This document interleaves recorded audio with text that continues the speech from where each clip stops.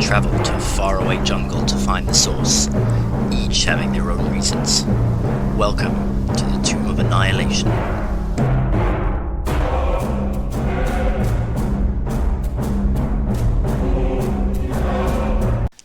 So, in our last session, let's actually have a quick recap then. After uncovering the plot by the rival Dwarven princess Cathla Ashenforge, Lady Syndra urged the party to keep up the ruse and complete the mission to eradicate the pirates, thereby cutting off any seafaring support for Fort Belloarian and the Ashen Dwarves when they decide to wage their war against the strong clanging dwarves.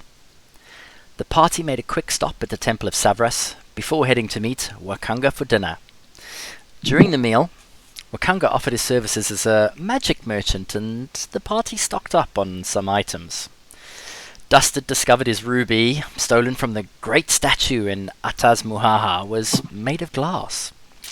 The group also discovered that the mine of Harak Hamar contains an old Dwarven forge, which was once the centre of magic item creation in Chult. But the dwarves fled when Tinder, a red dragon, took up residence in the area. While you have been relaxing around the table discussing business, various courses of exotic food and drink have been presented before you.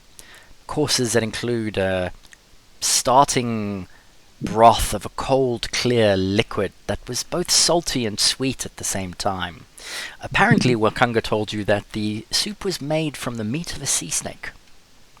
The main course had both savoury and sweet meats from dinosaurs you are yet to encounter. Fish wrapped in vines and palm leaves, some of them baked deep in the ground and others roasted on an open flame, along with earthy, crunchy vegetables and some sweet, others very starchy, and each course accompanied by a complimentary drink. Golden Tej, deep, dark red wines, and bright and orange, green vegetable drinks that surprisingly enhanced the flavour of the food. Towards the end, in the evening, the final course presented is a dessert. A large platter of cut fruit, alongside a jug of honeyed syrup and a jug of thick milk. Each of you are handed a small bowl made of a sweet brittle bread, almost crispy. Small cups of a hot brown liquid are presented alongside each of you as the serving staff casually lean over you without interrupting any of your conversation as you barter backwards and forwards for your items and equipment. Once they leave, take up positions behind you, Wakanga leans forward and he uses his bowl to scoop up some of the fruit, and then grabs one of the honey jugs and pours it into the bowl, followed by a little pouring of the milk.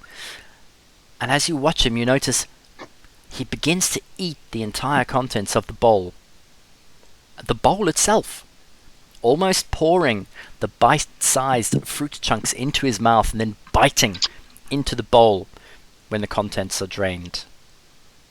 Gingerly he lifts a small cup to his mouth, downs it in one, and then puts the cup down and just moves his chin to the side as he beckons for a refill. The serving person behind him leans forward and fills up the hot, steamy, brothy brown liquid, and he waits for it to cool as he drinks it again. So, please, have some of the dessert. I promise you it is very good.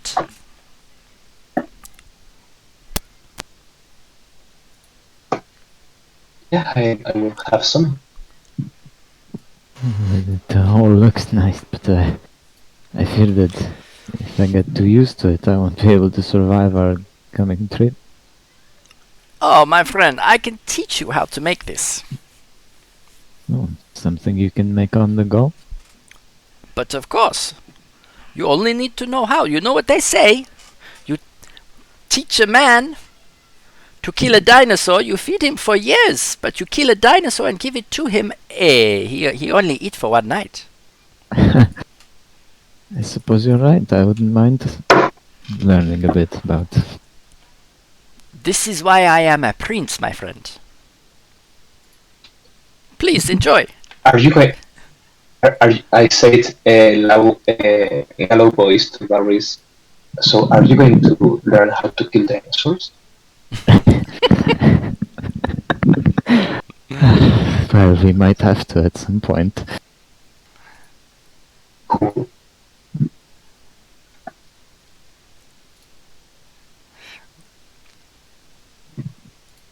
Besides, we've gone through worse than that. I suppose you're right.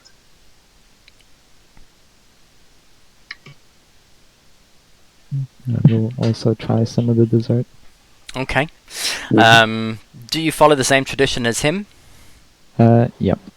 Alright, so grabbing the small, almost biscuit-based style bowl, you scoop up some of the fruit from the platter in the center and pour over the honey and the milk. Biting into it, the fruit itself is fresh. It is, outside of Chult, you've never tasted it.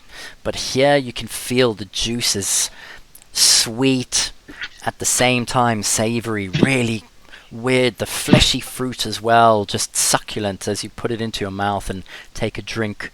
The biscuit, however, is spicy. And as soon as the honey and the milk mix in with it, the spice seems to calm down almost, and it just, bang, an explosion of flavor hits the back of your throat as it is sweet but burning and then all of a sudden cool at the same time. Like little firecrackers going off in your mouth. He nods at you and smiles as he looks to the others to see if they too decide to partake. I give him a thumbs up and keep eating. Okay. Yeah, Lena will try a little bit. She'll probably taste it, try it first, and then if she likes it, she'll do what he did and eat some of the bowl. Mm-hmm. Okay. Poking your finger in, yeah, it's fleshy. You could probably stab it to death if it wasn't dead already. But it looks tasty. Biting in, you feel that soft, fleshy, succulent, the flavor and texture of the fruit as it passes into your mouth, followed by an almost overpowering taste of spices attacking your taste buds, and then the milk soothing it and the honey just elevating the sweetness from the fruit as well. And if you weren't in your summer form, you could probably swear that this would have brought on a bit of a sweat, how spicy it is. And you look to Valrus and, oh, of course, he's really more of a fiend. The spice sort of like sits for home with him, doesn't it? And then your cheeks sort of like pinken up and red up a little bit as your body begins to warm from the spices that pass through. Gives you a nice warm feeling and sensation. Mokunga smiles at you as well and gives you a little curt nod, acknowledging it is good, nah? It is quite different from what I am used to, I suppose. Well, apart from the usual rations, I suppose. It is very good, though. I quite enjoy it. This is a recipe that was handed down from my grandmother to grandmother to grandmother, It is very old. Ooh. Yeah. I feel that makes it even more impressive. It has lasted so long. And, well, I suppose retained its tastefulness, huh? This is true. I thought it's a Chultan traditional dish, not a family one. Ah, my friend, but my family is Chult. Hey, we have been here for so long. It is in our blood, in our veins. This is true as well. Yes. My family has been here hundreds of years. And what about you? Looking to the rest of you. Do any else of you? Vargo, Dusted. Luna will look at how the other react, and if they seem to enjoy it, he will as well. Have some.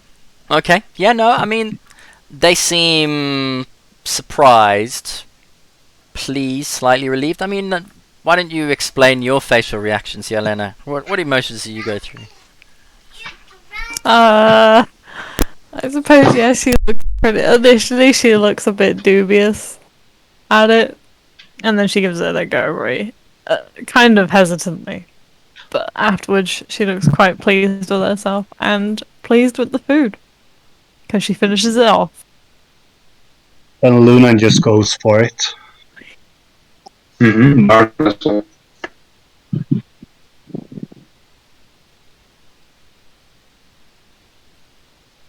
So Luna takes some as well. So everyone has some dessert, yeah? Yes. Yep. I mean, it's both courtesy and a dare, so obviously.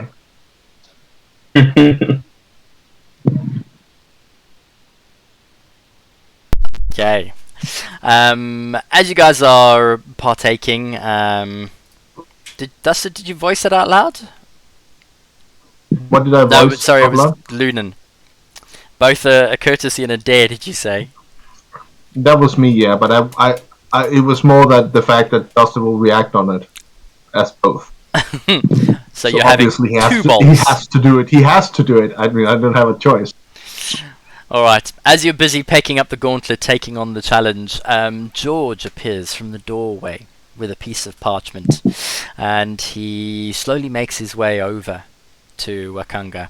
Head bowed, short little steps, trying to be as quiet as possible, hovering on Wakanga's shoulder, and Wakanga notices him, and he's, Nkosi George, Hamba.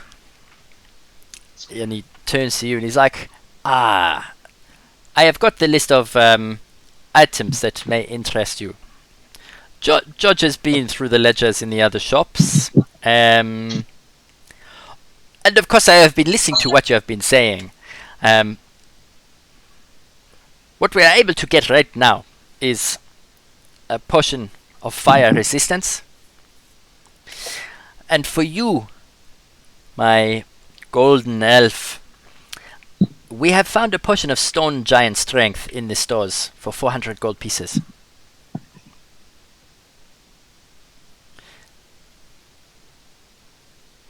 Oh. This I I can don't- have to you in the morning. I wish I could take it, but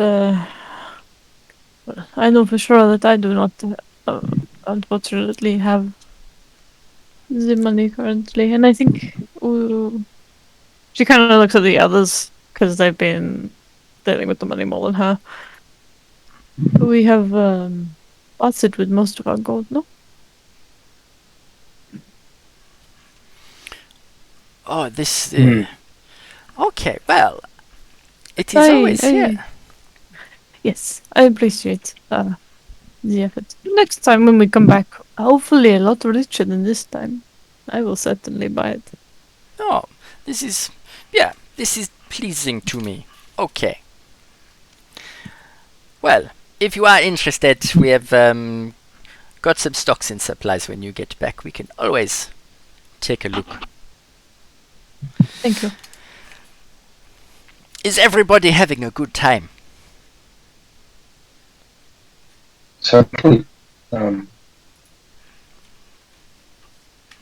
Would you be accompanying us in the morning, Wakanga? My adventuring days are way behind me, my friend. Hey, no. I think when the body of that wizard turned up, I thought to myself, hey, I could be an adventurer and die in a jungle in a hole just like him, or I could help the Chultan people become better, make sure our way of life is always pleasant. So I chose the latter. I will not be accompanying you, but thank you for the invitation, my friend. Hopefully we won't end up like that wizard you found. Oh no, hopefully not. But then if you do, all of your stuff will land with me. So I won't lose. I am only kidding. No. Okay. But yeah. Tell me, if you had the opportunity to have anything that you could in this world, what would it be? Oh, Long life? actually, I've been dreaming about this a lot. Oh, please, Mr. My own Vago, castle. tell My us. own castle. But one that floats in the sky on top of a cloud. This is And don't laugh. I know it's possible. wow. Sounds like a fantastic dream. It is good. Yeah. Has anybody got one better? To be honest, not having done anything like this before and having a life mostly in solitude, perhaps this is what I was looking for. Hey, a life of adventure. With others on your side, Hmm. working towards a common goal. This is good. And if we do end up like the wizard, perhaps we'll have something to show for it at least. Made the jungle a little bit safer. Well, for what it is worth, I mean, you know, taking care of these pirates will make all of our lives a lot easier.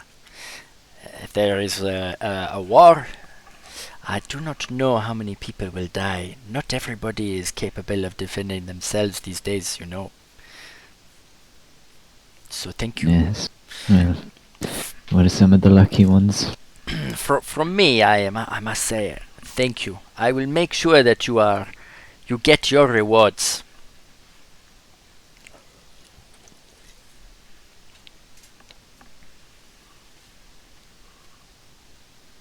What Now I'm interested. What it is that you dream of, Kanga? Anything you can have. What is it that I dream of? Oh. A united kingdom with not not not with an old queen, but maybe a young king, yeah. with big ears. Sausage. With fish and chips, I assume. Oh, this is always welcome. Yes, yes. Mm-hmm. Yeah, you have to unite the islands.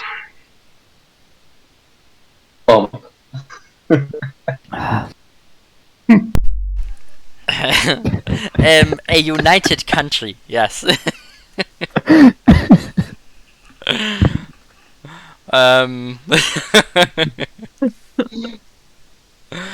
Okay, and back into character with Wakanga. Hey, no, my friend, I dream for, you know, all the people to be able to share in the wealth of the country. Chult is for everyone. And of course, you know, us humans, we are the youngest of the people to come here. It was others before us, but we are the ones that made Chult what it is today. I wish for the return of Uptau, the god that is missing, and the return of the city of Mesro. How that place disappeared, I do not know, but it needs to come back. And there is too much evil in Chult, you know, deep in the jungle. I wish for those evils to be away. Sort of noble goals. If only everybody had such a view, perhaps this war wouldn't be a thing. This is true, and it is all about money and control. Nobody wants anything for their people, so... You know, I am one of the people. We did not get born with this royal blood. We were A very long time ago, we worked our way up.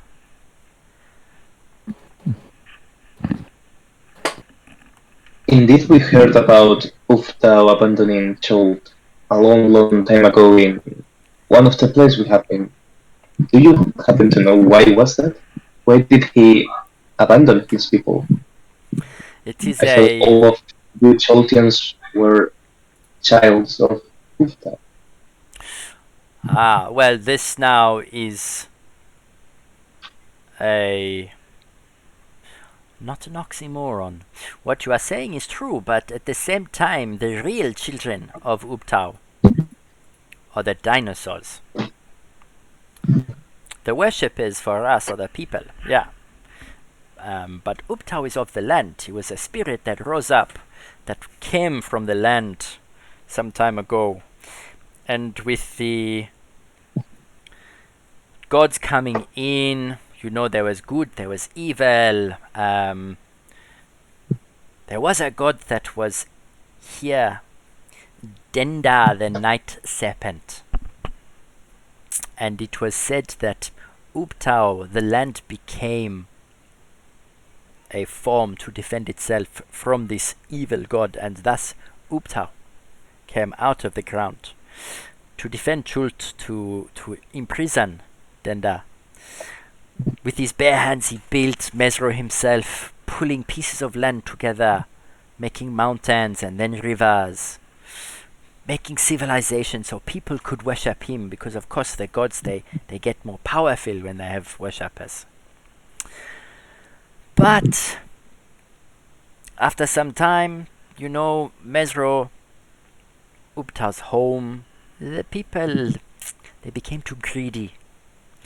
The people, they only wanted the things, the luxuries from life and the money. And Ubta was disappointed, you know. He had empowered 8 holy men, you would call them paladins of Ubtao, to take care of his city and make sure that Chult is safe. And for them, yeah, they served him with peppers, but the rest of the city, all of the people, they lost their way, you know. Ubtao, he first turned his back on Mesro and said to the people that they need to sort it out. And after he disappeared, sickness and disease, it fell on the city. The people tore themselves apart. This was actually also in Omu, even worse. But then the Eshowe, they were here, one of the first people. They came with the Yuan-Ti and the Arakokra back in the old day. And the Tibaxi, your friend, he will tell you, you know. All of these tribes, they were pulled and brought in to Chult many, many years ago. And today, the pure, they survive. And there are still the old races, but they are deep in the jungle. Will Ubtao come back? We believe that he will. What we need to do is, as people, change our ways. Get rid of all the evil.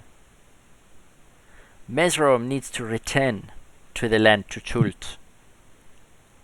And we need to strike a blow and get rid of the evil now, you know, in Omu, the lost city. It was said that Ras Nazi came with the Yuan-Ti after he was turned from a paladin to a fallen. He went and sought help. And when he was banished from Mesro, he found refuge in Omu among the Yuan-Ti. But he is a bad man. We need to make sure that he becomes either good or we get rid of him. And with everything that happened now, we have this death kiss. The Lady Sindra is suffering very badly from this curse. I do not know how much longer she can hold out. Maybe 1 month. Yeah.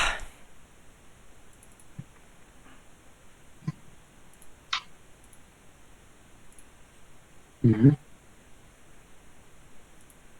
And I suppose we have to hurry up, huh?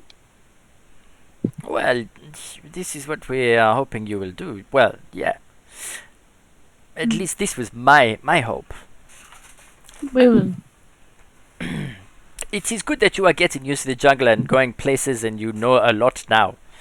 The other team, Vago, your brother, he's on this team, this paladin. Yeah, They're I heard those just families. they're just going and they're killing everything and destroying and just boom boom boom. They're not taking their time, but hey, they don't think. I tell you. At least if they find out where Omu is, they will get there first. Maybe when you finish your mission, you meet them there. If it truly is an evil place like they say, you might need some more help.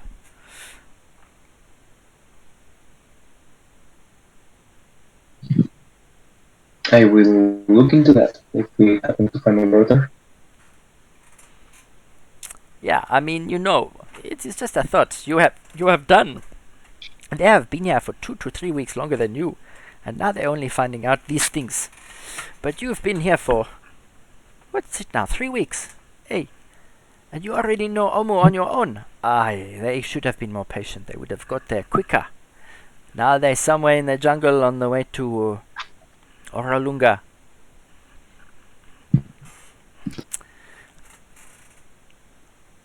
But yeah, What will they do when they get there? to where? To To Ralunga? They are going to meet with the Oracle. So the Oracle, she has been here for 1,000 years. They are going to ask her for the location of Omu. Hmm. Yeah. What is it they hope to find an Omu? The Braumeister, just before you left, he said to them also that the Omu is the place where he thinks the death curse is from, because he thinks it is tied to the royal line, which is why he wanted you to get the blood. And the royals, they are from Omu, so he thinks that there must be something tied to their family that is now killing everybody in Chult, because they are the true heirs of the land. But yeah, this company of the Yellow Banner, they went down the Mistcliff Mountains. They went from one top of the end almost down to the bottom. They were in the jungle for 6 weeks. Came back with nothing but nightmares, I tell you.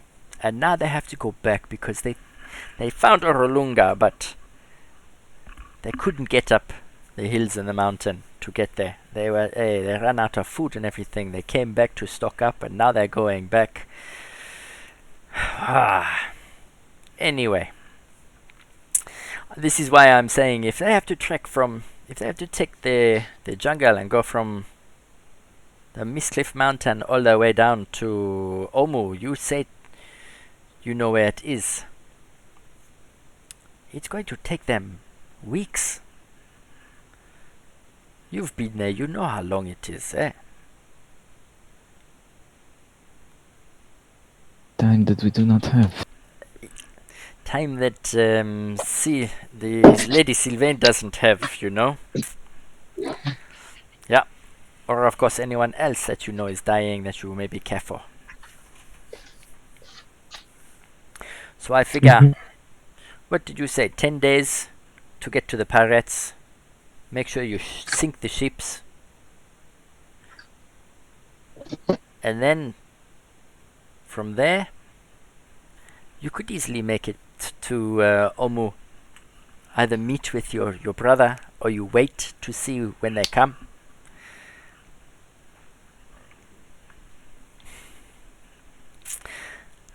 I don't think that they have Sounds been like a party. in...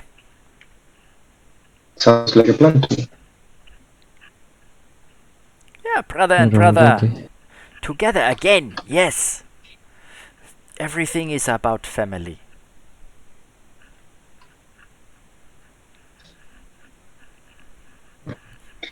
You guys see Vargo being really hesitant about this, but ultimately he nods. Mm-hmm. Are you... Sorry, you're being hesitant or are you trying to hide emotions? Both. I'm trying to hide emotions, yeah. Oh, go on then. Why don't you give us the first roll for the night? Let's go for a deception. Already. Pretty good, actually. A 17. Damn.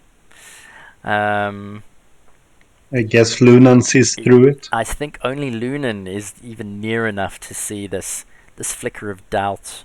Or Fargo, what sort of emotion would you go through with the mention of this?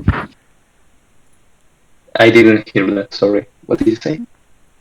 The mention of meeting your brother, what sort of emotions does that convey in Vargo? Um, for all, except from Lunan, Vargo seems quite stoic. No emotions, apparently. For Lunan, he probably notices that he just a little bit doesn't seem to be comfortable around the mentioning of his brother. Alright, there you go. Wakanga doesn't notice anything either. And he sets to grabbing another bowl of fruit and eating it, while Lunan catches this out the corner of his eye. Nobody else notices.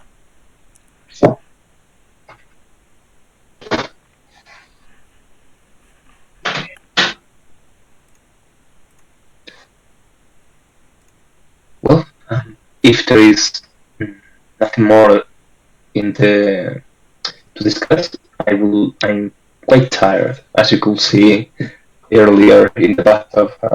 I would like to go to my room.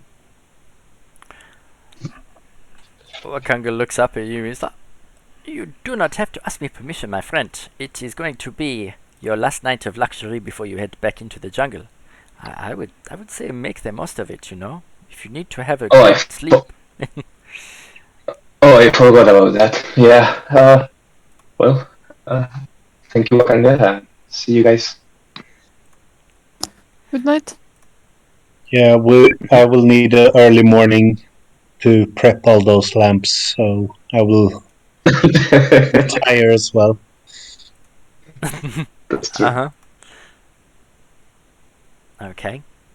So Lunan heads off. Dusted. What do you do? Or who's staying and who's going? Let's get that one. Yalena will stay for a little bit longer. Cool. Valrus? He's gonna go. Luna. Okay. Valrus gonna go. Dusted, did you already say? No, I was just waiting for everyone to finish. Uh-huh. Dothard has just been very, very quiet since the conversation of dreams and family came up, and he'd been clutching his left shoulder for the whole bit. So he is probably at the time Bakanga says that you don't need to ask permission to leave.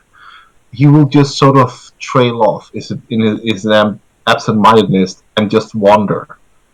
In a his bit around. mind, or get on his feet and start walking He will around? get on his feet. His mind is in his legs and his body, after all. So he will just start wandering, and probably try to find a way outside Okay. to the open sky. Yeah.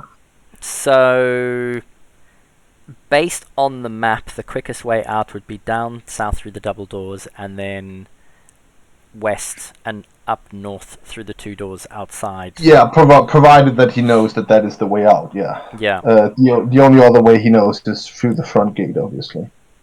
So there is another way that you've also known. In fact, why don't I draw? So there's out through here. It will be out through there. And out through there. You had breakfast. You had breakfast with Wakanga in that room with the first line on it. Yeah. In this room here. So you've seen the fountain and you've seen that. You know how to get anywhere from downstairs. Okay, but then he will probably search for this one because it's still in a garden sort of area. Yeah. If he's not really, I mean, he's not the best navigator, so he's not quite sure that it's up there. But yeah, he would go for that one. Okay. Roll, because you're absent-minded, just give me a d20 and add your intelligence modifier.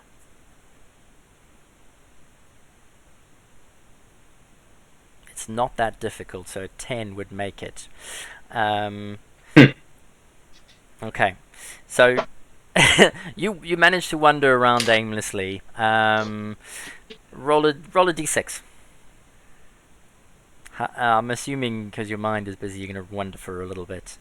So with a 4, you manage to find yourself basically in the foyer of the beginning of the building in the entrance.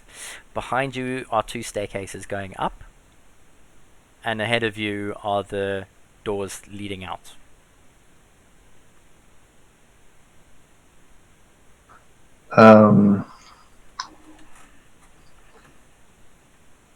Yeah, I think I remember that he was that this was for feet, right? What This was? sort of bath, the entrance water here. Yeah. Yeah, but Dustin is a little bit torn up at the moment, so he's just gonna basically splash his face with water from there, and then make his way out. Out the front door. Yeah. Okay, so you're going to go down that way. Alright, cool. The rest of you have headed off to bed except for Yelena sitting at the table.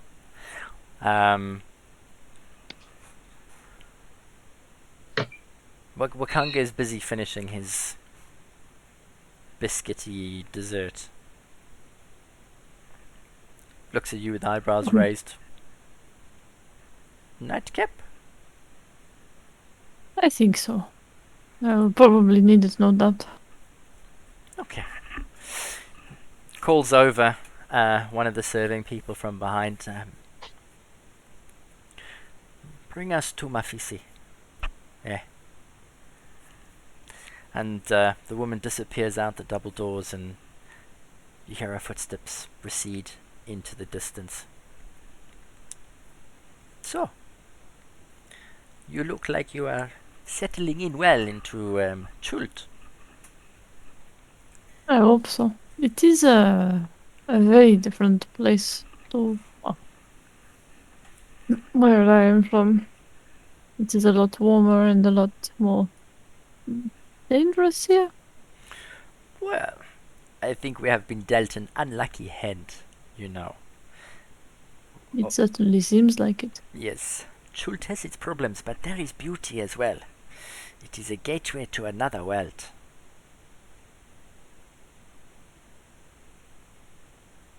Yeah. You know that there Maybe. are other Fae that are in the jungle. We have had reports of people coming and going.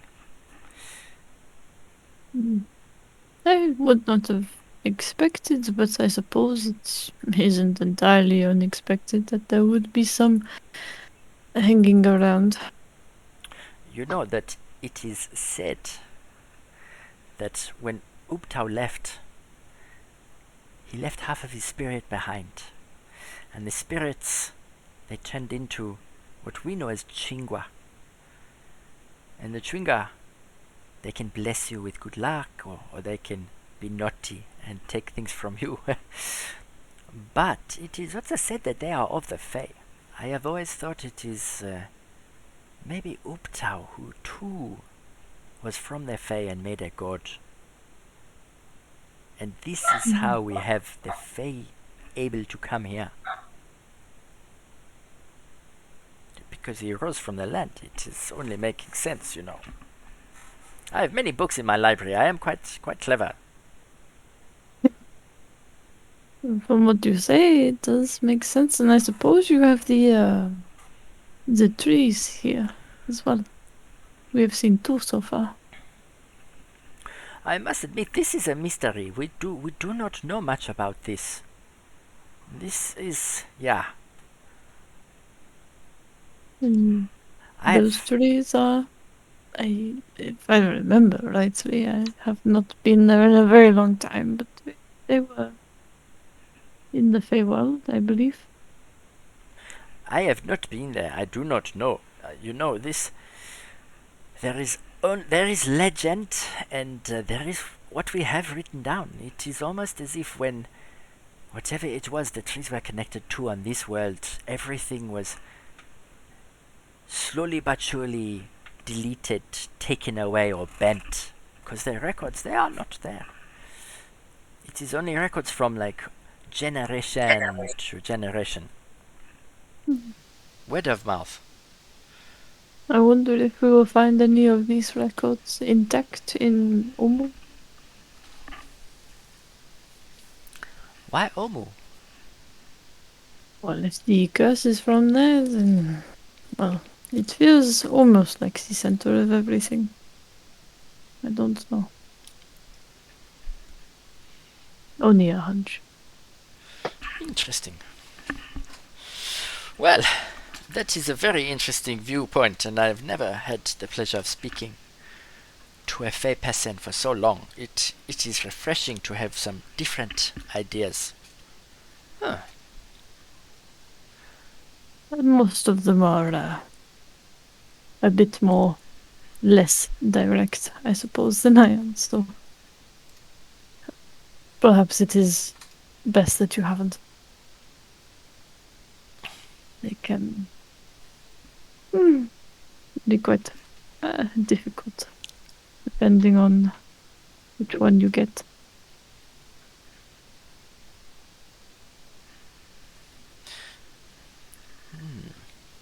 What other theories have you got? Well, I believe currently that is my only one. Everything else, oh well, seems to make sense for the most part. I am wondering who made this curse and why. But I don't have a suspect so far. We must first find the Kess and see what kind of Kess it is, and then perhaps we can find out exactly who made it if it was made. What is it if it is not human made, you know? Hopefully it is not hard to undo once we find out what it is or how it started or any of that, but considering how powerful it seems to be, I have my doubts as to the ease in which it will be broken. This is why I think, you know, maybe more ideas and people, because they could have more ideas too. And if it is something that you need to fight, then hey, the more the merrier, yes. That would be a nice, easy way of breaking the curse. Kill this monster and save everybody from dying forever. Whatever it is, perhaps. If it is not a monster, what else could it be? Besides juju magic. A spell to end all spells, maybe. This I can put some research into. But of course we need to know is the Kess arcane in nature, or is it holy or unholy? If it is, then I am the wrong person. Maybe I can help. But if it is to do with life and death, I am thinking this is in divine of nature. I would agree. Yeah. So, what would be so undivine to create such a curse? A very evil god. Yeah. Or a very powerful undead. Or a jealous lover. Or that. Yeah. You never know what the purpose could be for this. Is it targeted against everybody or only one person? And wait for them to die and then take them. And then maybe the curse will end. Maybe we need to give it somebody.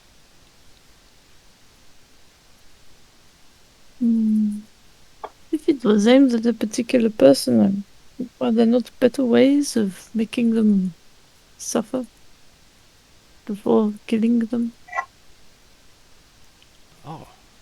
I don't know if you know when you are going to die and you know that you are going to be going somewhere not nice, and it is, I think, the impending doom that is the biggest curse.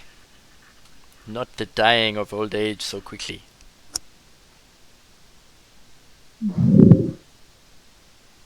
Maybe you're right. Maybe this is some I don't know, jealous lover who wants to see their loved one or ex loved one suffer for the insult they have wrought.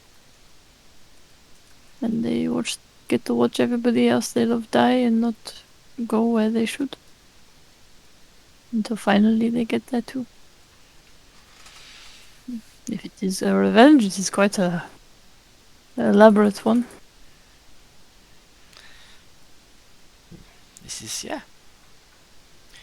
Or a very, very expensive.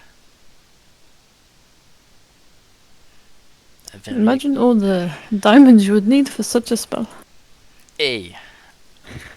However, if it is a god, then it is not a spell, is it? Well, that's true. It is just a wave of their hand. They are done. Yeah. Well, of course, this is why you are here now, to find out. We are stumped. We have tried everything that we can. Well, I hope we find it.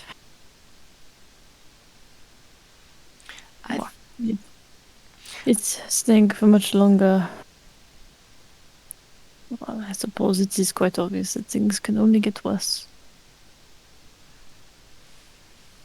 This is true. Yeah.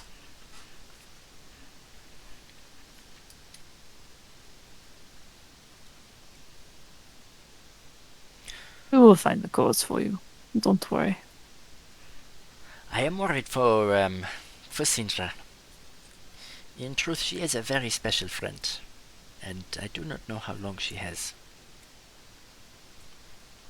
I do not know how we will survive without her. Have you known her a long time? Yeah. I would say most of my life. Yeah. She was a well-known adventurer, you know. No, I did not quite know that she was that way inclined. Yeah. How do you think she became so powerful? I don't know too much about mages. I assume they all up in their towers and read books until one day they know so much they become powerful. Oh, like your friend Mr. Valris. He I will suppose be. so. Yeah. No, she was. I believe that she was fighting with elves back when there was the war near Baldur's Gate on your continent. She's been backwards and forwards to Chult, you know, because there are always artifacts that are found in the jungle, and she comes from nobility. But She grew up around these parts. She is part, we consider her as one of the children.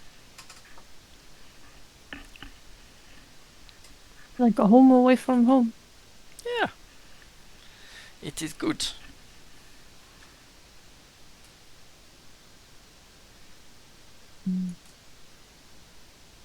Then I think when I say this, I speak for everybody, that we will all do our best to make sure that, well, she lives, and you two continue being good friends. You have both been very good to us.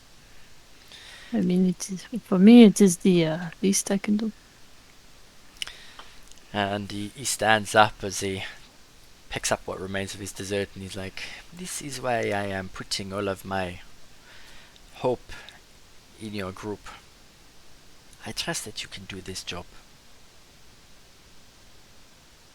So if you We need will not anything..." let you down. Oh. My lady, I am going to say good night to you. It has been a pleasure. Good luck in the morning. Thank you. And good luck. And come back to us safe. Don't forget, once the pirates are eliminated, use this stone that she gave you so that we can know. And there is no rush for you to come back, but at least we will know the job is done and you will be safe. We will. Thank you.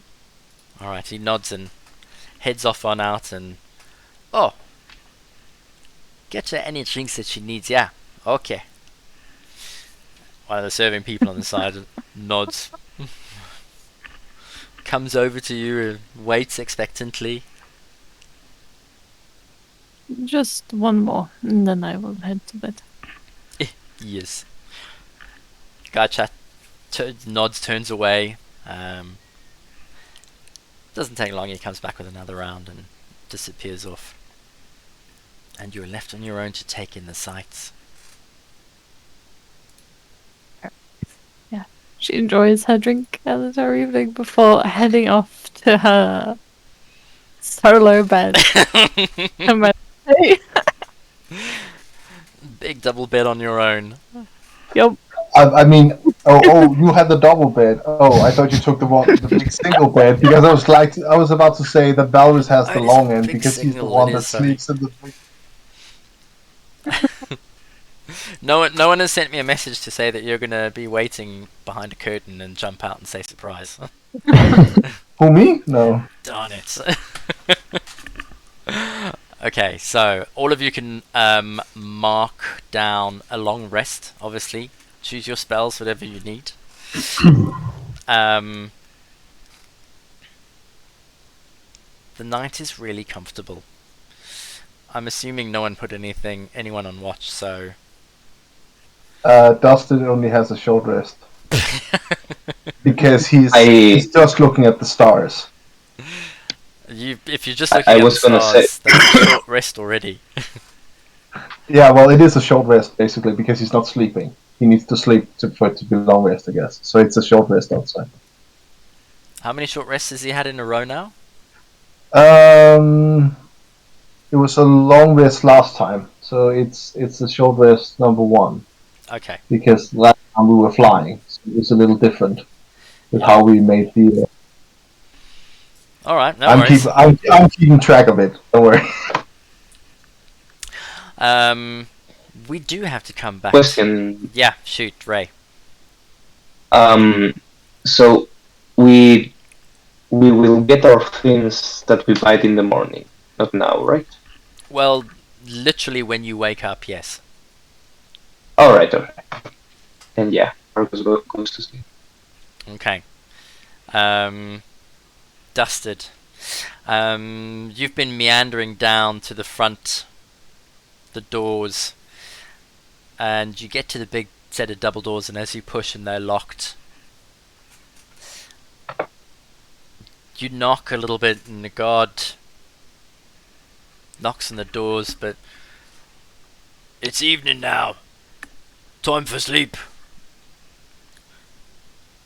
Orders. And you can see that there's a contingent of 4 armed guards that take guard just outside of the front door during the evenings. just in case anything were to happen.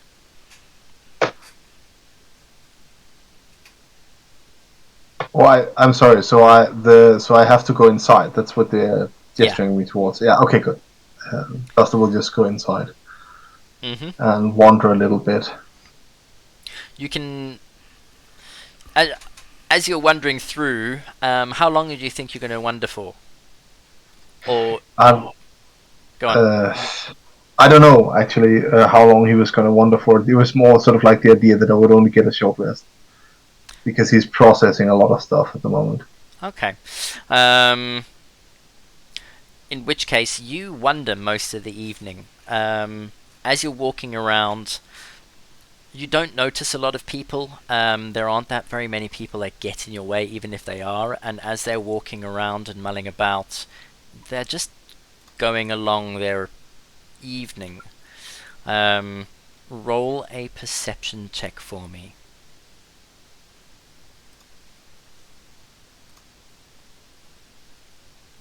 Okay. 14. So, in your wanderings, you manage to uncover the kitchen. You walk in through one of the doors and check the storerooms, looking around. What you notice and you see is that the entire house in the evening comes to life with cleaning staff. They're cleaning in the nook and crannies of everywhere. They don't actually acknowledge that you've walked in the room. They look up, they see you, and they just carry on what they're doing. So you're almost given free rein as you go roaming around the bottom floor of the compound, let's call it. You get to a staircase. Are you going to walk upstairs? I mean, we have been confined down here, so no. Even though curiosity kills the cat. No. Just staying down here and wandering around a bit. Okay, what about the stairs in the kitchen that you saw? No. Okay. So you managed to wander around and find your way outside to the back. Maybe an hour later. Yep. And as you do get out there, you exit, and there's a good 10 feet ahead of you. In front of you is a big 10-foot high wall. There's like corners on the edge where there's a small little hut with a guard inside on the edge of each of the walls. Looking outwards, not really looking inwards. And as you look, you see it's a guard with a spear who looks like he's maybe long. If he were to get into combat, he could use his spear. He's not dressed for anything hand-to-hand at all. Maybe it's just for show, or maybe it's just for range throwing, in case something comes too close. You wander around the grounds. You spend about an hour out here. A couple of torches. No one takes any notice of you.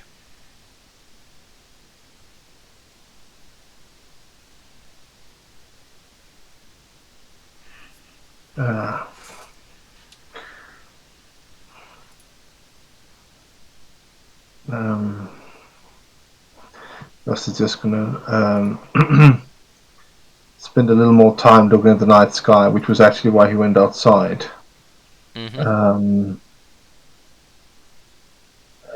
Trying to either meditate or pray. He's superstitious, but does not necessarily have a god or anything he prays to. So for him, it's more about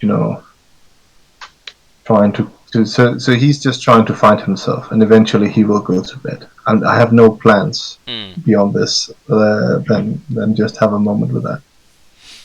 All right. So as you get down into your now known as a ancestry sort of like tabaxi cross-legged sitting position,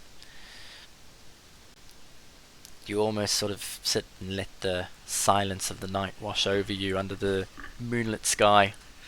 From where you're sitting and looking at the wall, you know behind you is where you came from. Ahead of you is the jungle, because you're almost at the intersection of where the two rivers meet going down. and it's like leaving your past behind you and thinking about what you need to do to move forward. You're in a new place where you actually came from and you don't really know about it, what lies ahead.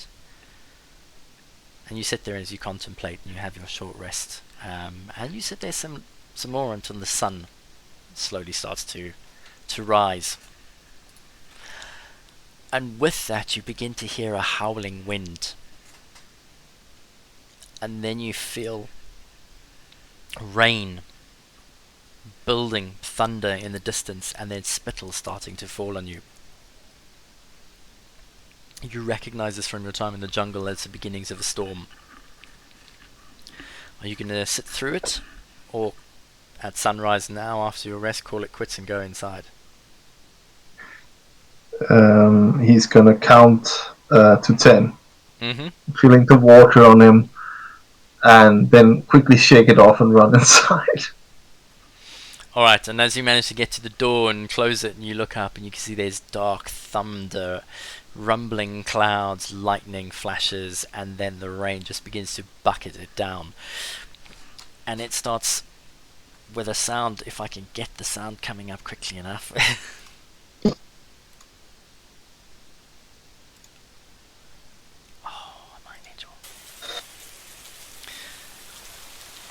As it just starts plummeting down on you, and you look up, and then you hear more thunder playing in the distance. And everyone else, you slowly come to, as you awake to the sounds of a storm, rumbling thunder and lightning. And then it begins to rumble even further as the wind picks up. And you can almost hear it as it moves away. And then it stops. And the darkness disappears from where you are looking up, Dusted, and you can then see that the sun is almost up above the mountain. And it's starting to shine brightly again. And everyone else, you wake up the next morning. And Dusted, you hear the sounds of movement and commotion from where you're standing. Out in the hallway, in the front door.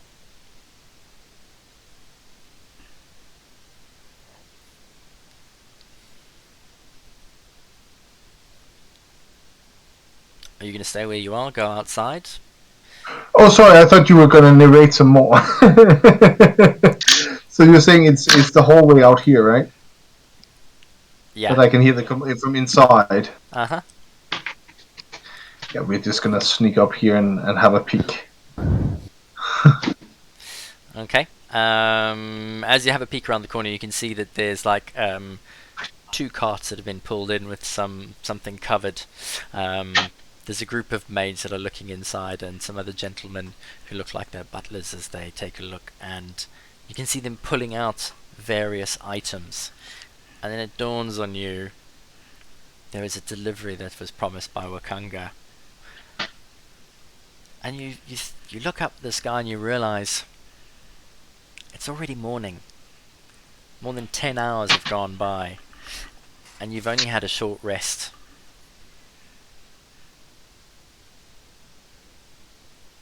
And yet his mind feels a lot clearer than it was yesterday. As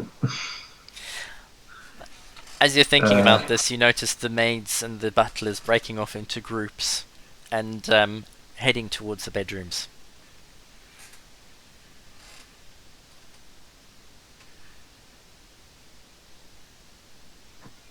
I know that all the bedrooms lead out here, right? So this is the best place to wait for everybody. Yeah.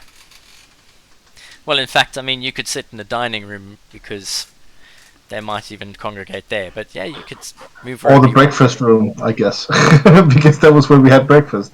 Yeah. So yeah. What? Maybe just go there. Did you buy any items, Dusted? I had some orders for some more insect repellents, but that was mostly mundane stuff. Okay. Well, in which case you recognize that they are the orders that you guys placed. As you see, there's some mundane stuff being pulled out of the carts and handed to one of the maids. You can intercept her and add them to your character sheet. Yeah, Dustin is probably impatient because he also ordered what are they called? These new leaves, manga leaves, Manga leaves. Cool. and insects. Yeah, so he is what do you call it? Yachting, Mm-hmm. passing over there to have a look All right. if everything's there. Cool. In which case, then everyone else, you will get woken by a butler or a maid with your order, which is outside. Mm-hmm. All right. Bargo is already awake. They got him memorizing his book. Mm-hmm. Lunan? Yeah, Lunan has only been in this deep meditative state for 4 hours, and then followed by just sitting calmly thinking until someone knocks at the door.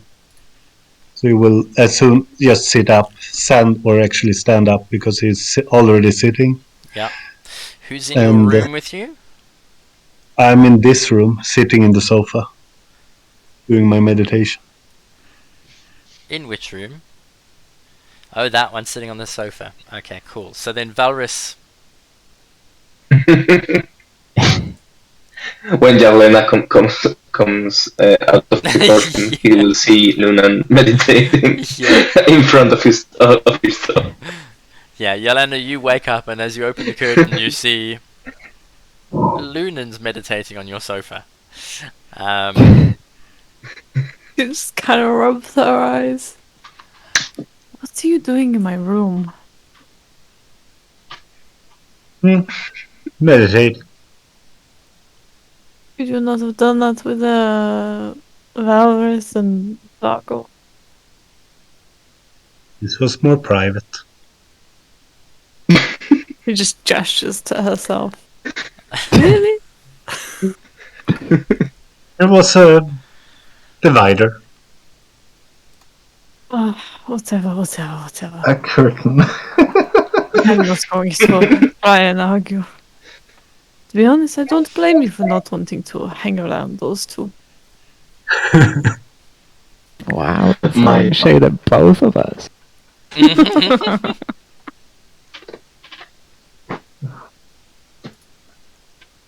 Luna goes out to the cart and tries to find the lanterns so he can start prepping. Okay, yeah. Done. As promised. How long is it going to take you to prep all of those? Let me check the name of the spell time, because I think casting the spell is very quick. Oh, then that's not a problem. Let me double check. 1 minute or something like that. Yeah, that's no problem.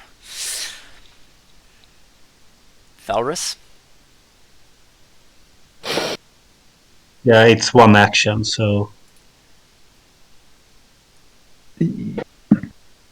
Probably he wakes up as well at some point and stays in his room for a while until someone comes calling, feeling a bit sick and having a bit of a cough after, since this was the first decent night of sleep in a long while, or after a lot of exploring in the jungle. Actually, quick question: who drank alcohol last night besides Dusted? Yeah, Lena did. Valrus also did. Bargo as well, a little bit.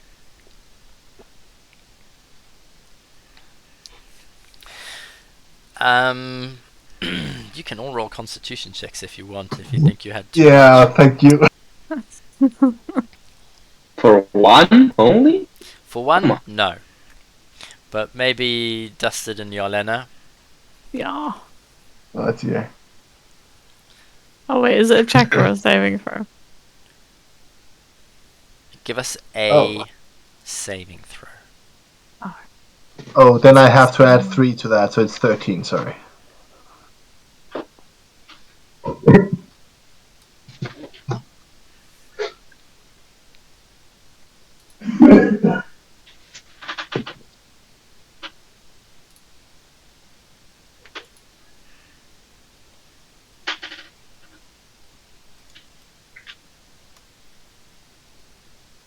Oh, so Yelena, you get a 10, and Dusted, you got a 13.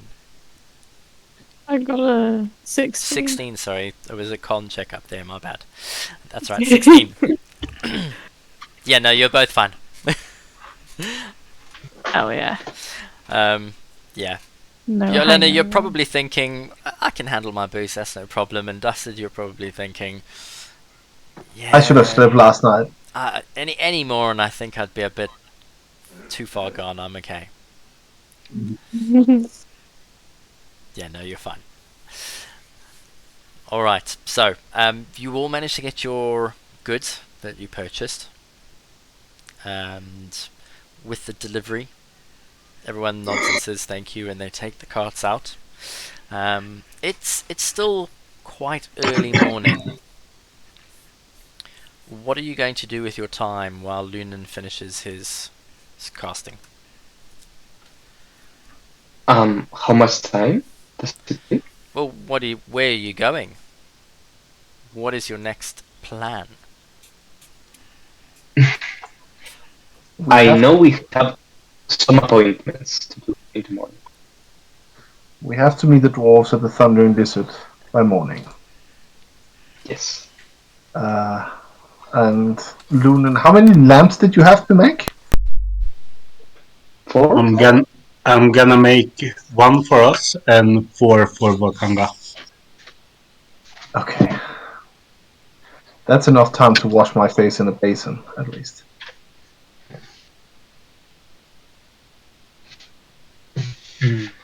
If we have an hour, Barrel will inscribe one of the scrolls in his spellbook.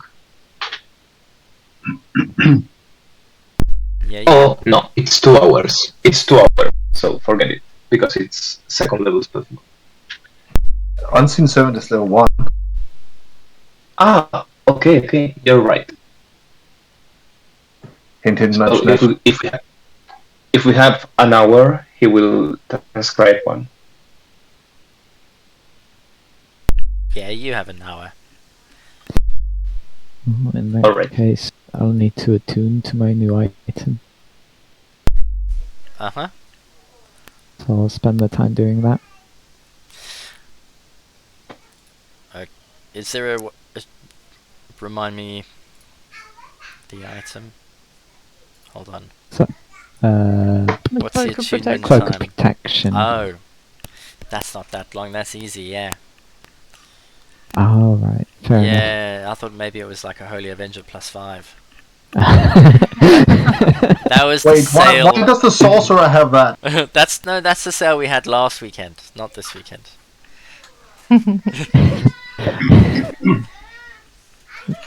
The sorcerer has it because then the game won't become unbalanced. Fair enough. Yeah, we should give the best weapons to the ones that can't. Yeah. And it's always balanced.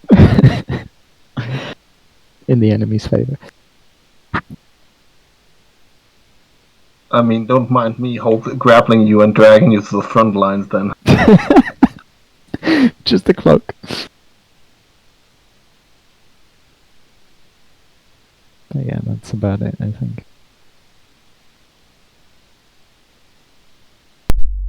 Alright, so. Where are we off to? Thunder Lizard Pup. What is it called? The Thundering Lizard, I think it's called. Tavern. Where Mo Sharif and Bone Chewer? I don't know. What was the other dwarf's name?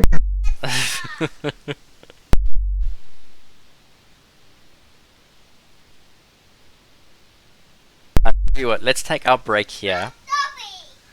We'll come back at 9:15. Yeah.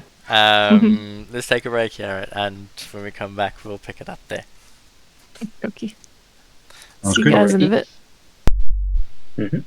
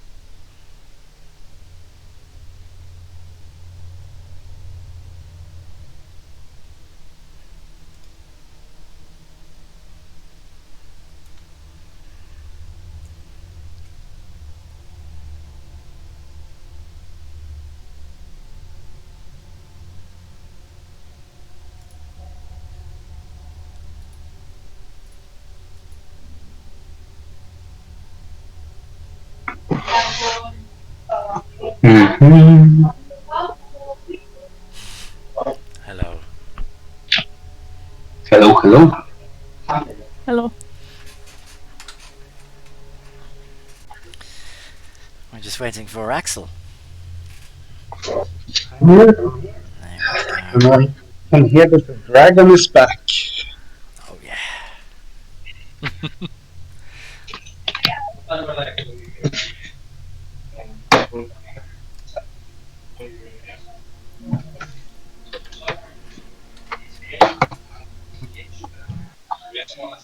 Raven and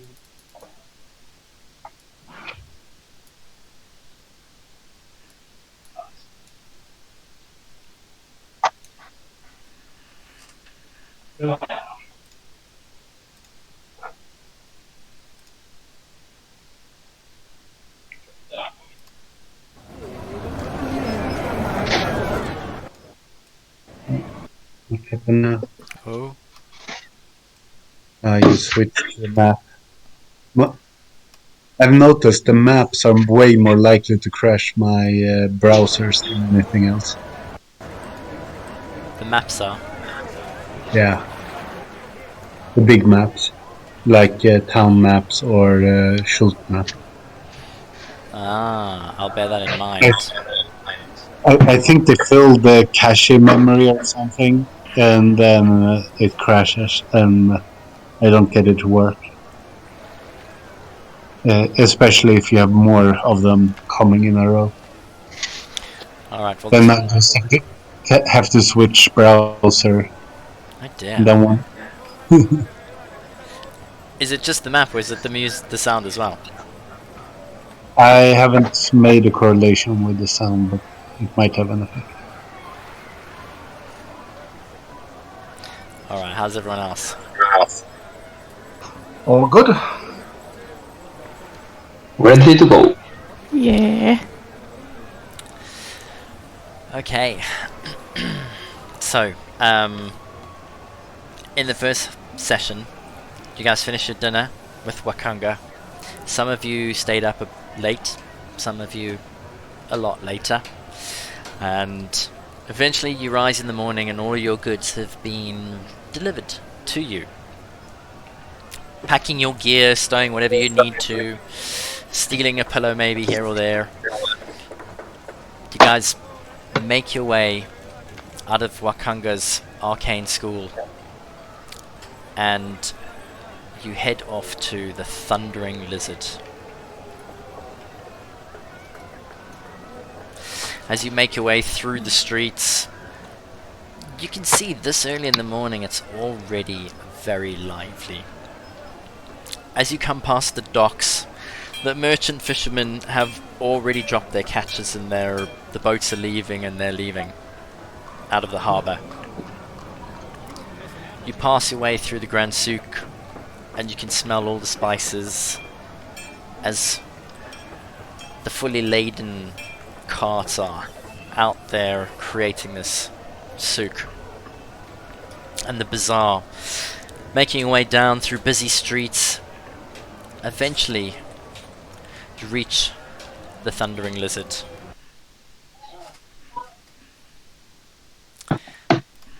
Stepping off the busy morning road at the edge of the Red Bazaar and into the Thundering Lizard, you practically have to fight your way into the doorway, past a group of about 15 people standing outside. By the time you get there, you realize that the throng of people that you've just passed through is actually a queue. Oh. A young 5-foot-tall dwarven lad. Let's just get the right map quickly.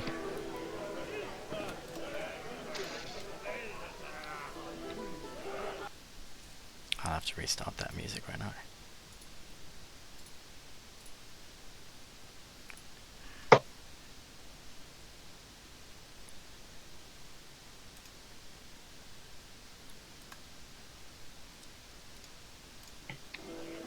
There we go. A young 5-foot-tall dwarven lad, beard barely formed on his face, stands at the door wearing dark leather boots. Electric blue leather trousers are far too tight for him. Bright green tweed waistcoat stretched over quite a large upper body, and this tiny white linen apron.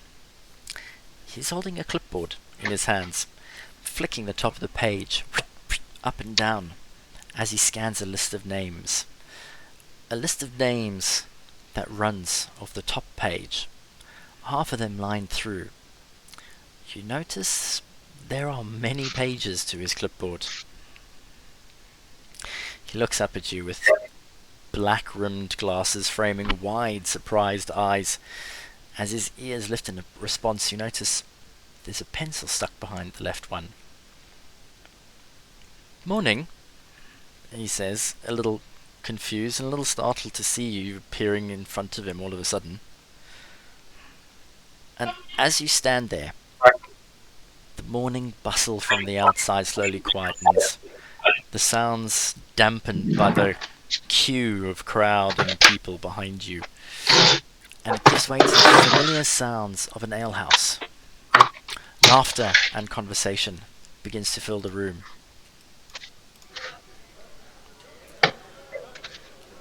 From the upstairs balcony to your left, a sound manages to reach you that you recognize as soft music, a popular elven melody that brings a calm to the shouting chaos ahead of you. The familiar smell of stale smoke mingled in with wet wood and dried beer tickles your nose briefly, and you instantly know that the previous night was a raucous one. And then other scents begin to hit you. Fresh cooked meats, roasted and grilled, the scent of bread, recently baked, wafts through the room. Freshly ground coffee beans from behind the bar, and spices, many of which you've only learned since you've been here in Chult. Your eyes are drawn to the music upstairs to your left, and your gaze passes over the balcony and it looks busy. All the tables are full, and from where you stand, you can see the bobbing heads of 2 serving staff move between the seated customers. Further back, a band sits upstairs on stage. 2 humans with string instruments either side of a young male elf, a set of drums with an orc stashed behind there. Your eyes then follow a waitress walking down the stairs from the stage to the main floor As she gets to the bottom of the staircase, she turns toward the bar and then ducks behind the small curtain leading up to the staircase above the tower, which is a private dining area. Your eyes then shift to the bar itself, and you can see single diners lining up the bar counter, either with food or pints. The door at the back of the behind the staff, frantically working on the bar, leading to the kitchen. And in the middle of all this chaos, two servers expertly dance their way between the tables, arms filled with food or empty plates, dodging around like rabbits as they reach the bar counter and drop off the plates or pick up laden ones. And then you look back again around, scanning the tables from left to right, and you notice there's two queues on either side of you leaned against the walls looking at all of these tables. But seated in the corner, miraculously, the table is empty. There are two dwarves. As you look in on the left through the crowds, one is tanned skin. He's sitting upright, nursing a bear in the far corner, just below the balcony. And the other one is an albino dwarf, who seems to be lounging at the head of the table. One leg stuck on the table, nonchalantly placed on the table there. All of a sudden his head turns and you recognize him as Musharib. Quickly he takes off his foot, stands up, and he beckons you over. As you recognize this young dwarf in front of you, says, "Welcome to breakfast at the Thundering Lizard. Do you have a reservation?"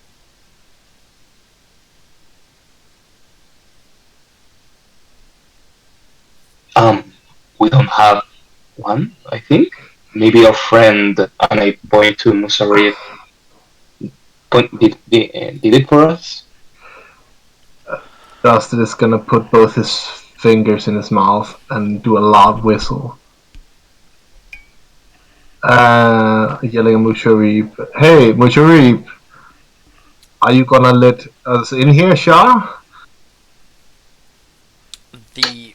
As you point out your companions, the guy in front of you visibly looks relaxed, like a weight has fallen off his shoulder. He's like, "Oh, thank the gods. Any longer and the customers outside are about to riot. Please, quickly, this way." And he leads you across to the table just above. Oh, I'm going to let you move your own tokens. Thank you very much.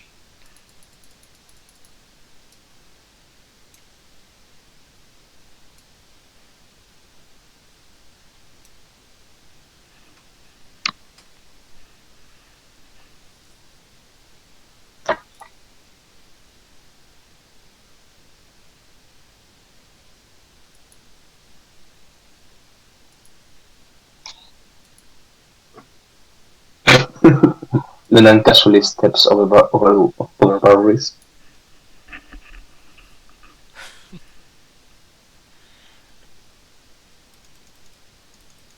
There you go.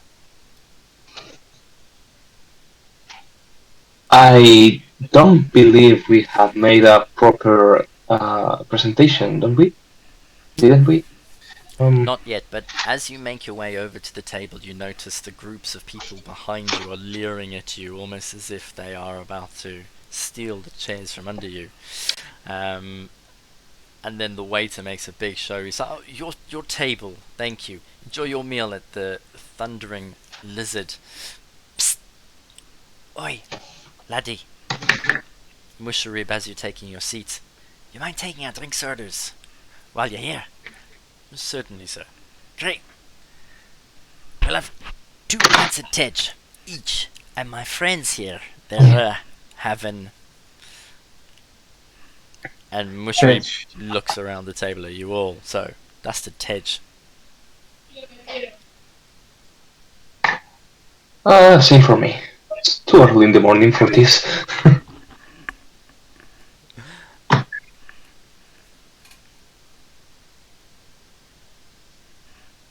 Who else? Yelena? Yeah, sorry, I was telling you honest that he was muted. He didn't believe me. She'll just ask for a glass of water. Oh, ah. Mushroom turns around, waves his hands. Tej, round to Tej for you all. Come on. Is that just an illusion of choice then? Ah, there's always choice, lassie. Mm. So, Going to go for a water as well, but I suppose if you insist. the waitress dances off as Mushroom looks around all of you. So, I'd like you to meet a colleague of mine. This here is Hugh Hackenstone. Hugh, this here's the group I told you about, who agreed to help us fulfill our destinies. As you look across the table, you see a tanned dwarf. He appears to have made an effort this morning. His bald head has 2 long strands of hair neatly combed over the top of his head, and his long beard is neatly braided. There's no food or anything inside it. You know, he's got a little bit of a plait over there, and his leather vest has been brushed clean. I mean, he looks kind of a respectable dwarf, except for the 3 evenly spaced scars that run from the back of his head right over the front and down to his nose. And then his mouth opens as you see cracked teeth and broken teeth, and then you notice his left arm is missing.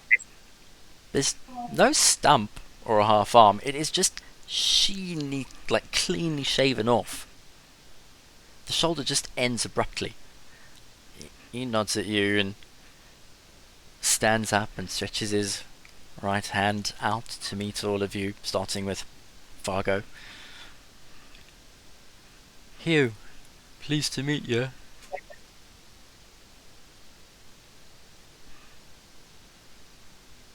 It's nice to meet you too. My name is Marco. Hello, Vargo. Hello. Hello. Valrys, Hello, Valrys. I also quietly go into my bag and pick out my chalice of sobriety. Oh, you sneaky bugger. Yep. Okay. Well, are you obviously going to try and do it stealthily, so go ahead and give me a check for that. Yeah. Gonna lose the respect of the dwarves now. What respect? We don't respect them. 11. An 11. Okay. Not as bad as it could have been. No.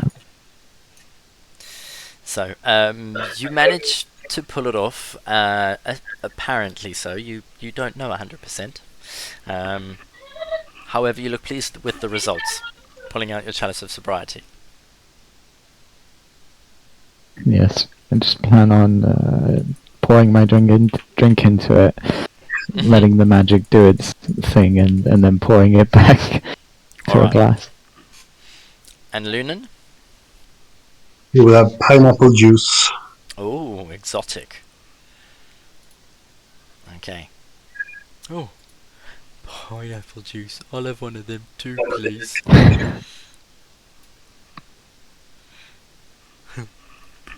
So, how'd you like breakfast here? It's good. Me and Vargo has had it before. Yeah, And got gestures to Vargo. yeah. We spent the night here, didn't we? I think Oh. so. Yeah. You did. You had breakfast for dinner. Oh, so you know the hospitality. That's nice. Actually, I think Jerlene and the others had it better in the other place, but I won't say that out loud.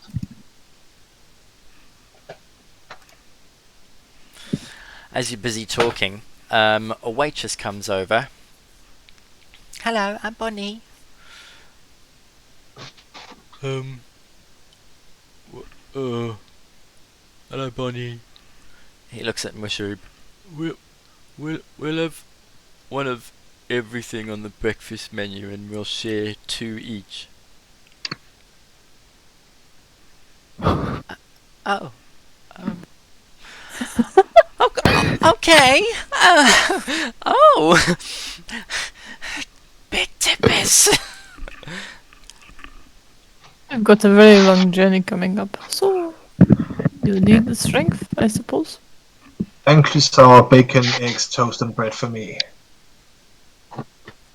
I will have the same, thank you.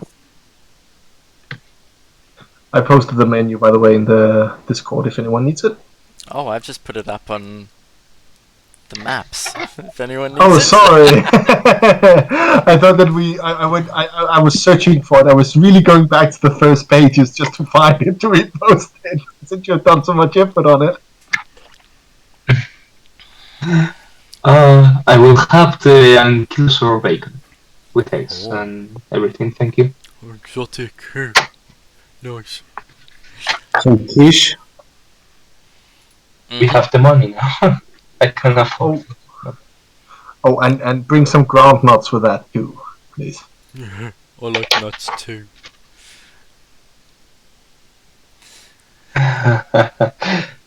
Alright. Sorry. And another round of Tej for all of us twice. Please. Yeah. Jesus. Is this the one we have to help, or is it Musari? No, didn't you hear what Musharib said? He basically said to the guy that he would help them both fulfill our destiny. If you remember the poster with the men, one of those men's destiny is killing the dragon that took his arm. Just saying. Yeah, I remember now. Thank you. Are we sure the dragon only took his arm? Well, it beat him around the head for sure.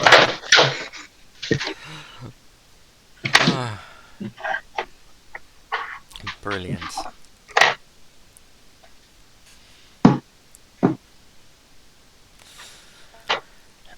I mean, if this guy's destiny is to kill a red dragon, we can do anything.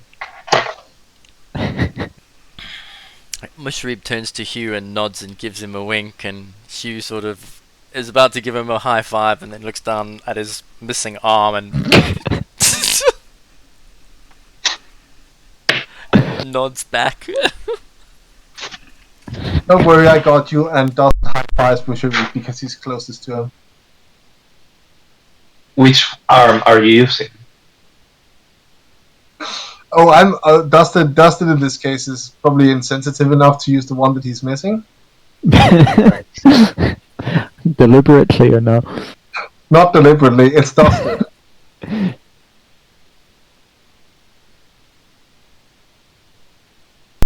Oh, I'm sorry, I can't. I'm crying laughter. Sorry. So you managed to get through breakfast. Sorry, the first breakfast part on the menu and some drinks. Let me just be clear. The waitress has brought your food. You've eaten through it as you've been chatting. And then the menu arrives as they've cleared the plates away. And she looks at everyone, and Mushrib looks at her. It's like, so, what's the plan then? Yeah. Mushrib tells me something about travelling down south.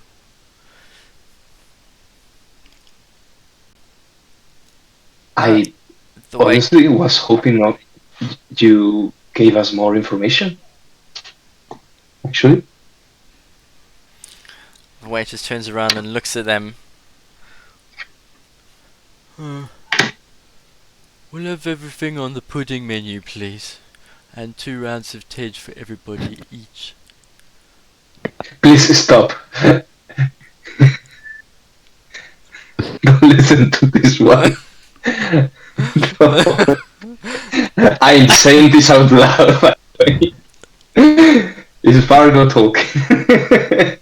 Tej, could I have a coffee, please? The adults are talking. The dwarf quiet. She's out of the rounds. And so's he. He points to Vargo as well. Should I just make a coffee for everyone? I think Please. that would be very good, Yes. thank you. And 2 rounds of Tej, please. And she'll shake her head very subtly. Luna says, "What's this? It says coca. What's that?" A hooker. Skull. What? Cocoa. Ah, that's what it says. I think it's like hot chocolate, I guess. Yeah, it is. Yeah, I thought you were looking at the hooker pipe further down. So I was like, wait, what? What's on the menu? Sorry. I want to This try isn't that. that kind of. This isn't that kind of place. That's the. Thank God. Yes. Luna Ned's never had hot chocolate before, so you want to try that. Good choice. I'm sure you said that last time. I'm sure of it. Doesn't matter. you I can don't say it every remember time. last time.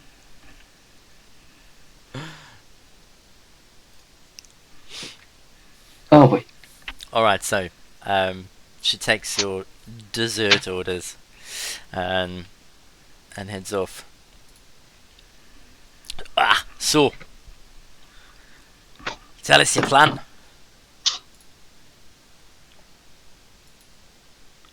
We go down, make some appointments, and then we take care of your gauntlet thingy.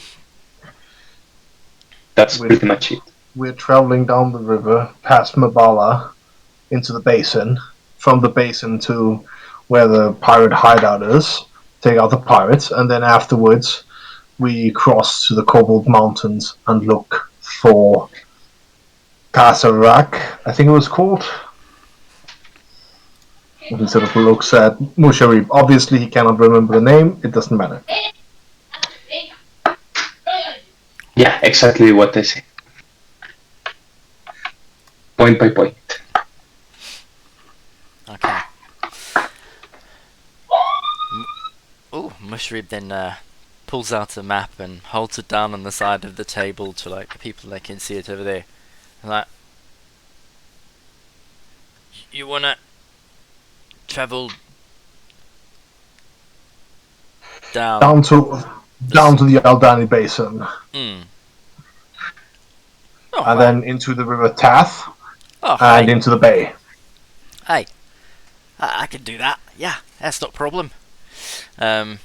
What kind of timeline are we looking at? I think the estimate is we 10 have days. 10 days to arrive to Jakarta Bay. Yahaka. Yeah, no. It's gonna be a push. Down that way. It's gonna be a. We could get there maybe 11 days. We could. It would take a lot Yes. to get there on. It. If we're fast, I mean, we could take that way. Have you? Is there any way you can make it 10 days without traveling to the basin? Aye. Well. You could travel How down. much? Mm, Mhm. we could get a How ship. much will it take? Sorry, go ahead. I was gonna say we can get a ship, travel out Chult Bay, round the Mistcliff Mountains and down up into Jahaka Bay, which is there. Now, that could take us 7 days, no problem, if you're willing to pay the total. We don't really have much to pay with. Well, that's going to be a problem. I mean, I'm not carrying around any vaults of treasure. We usually spend it. Isn't that what it's for? No, I don't think what we've collected would have been enough. How much would it cost us to do what you say?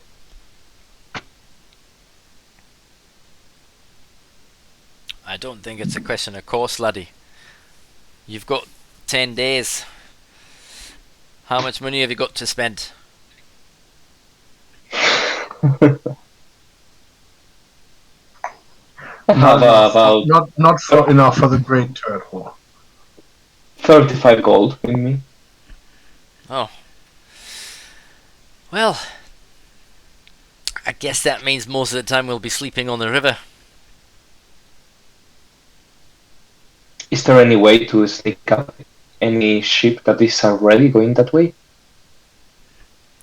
Or work in one of them?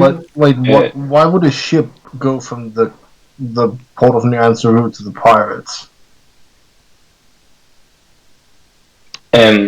Maybe we can Contraband? pretend to be I don't know. pirates. I mean, I thought every ship in the harbor knew to avoid the pirates if they could. We were unlucky enough to get caught by them, obviously. Or lucky, considering our...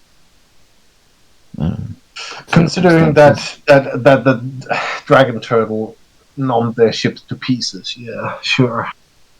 Is there any way to canoe all the way there? How long would that take? That would be too long, wouldn't it? I mean, 10 to 11 days, give or take, based on the weather. If there's 7 days are all sunny and trouty, everything might dry up. I mean, the basin is a swamp, so I'm talking the route around. aye, by ship. By canoe. You just want to try get out there with a canoe. That's an ocean, mate, not a river. It's like waves, and there's a great big ass turtle out there.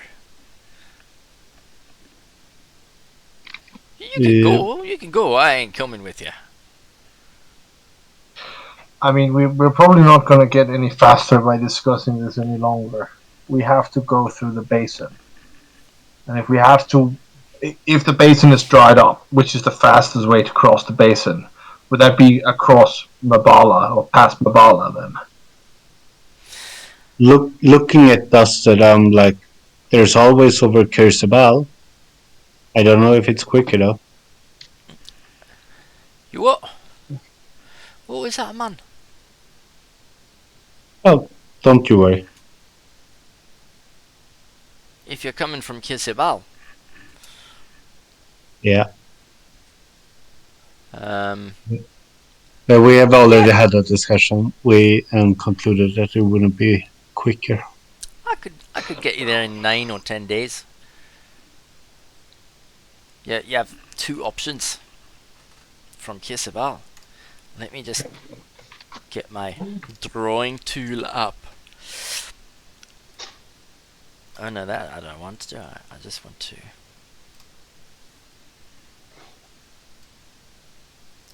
You could come out either there or come straight in there.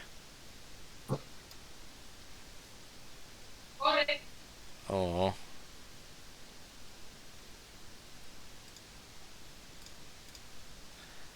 let's press the line again.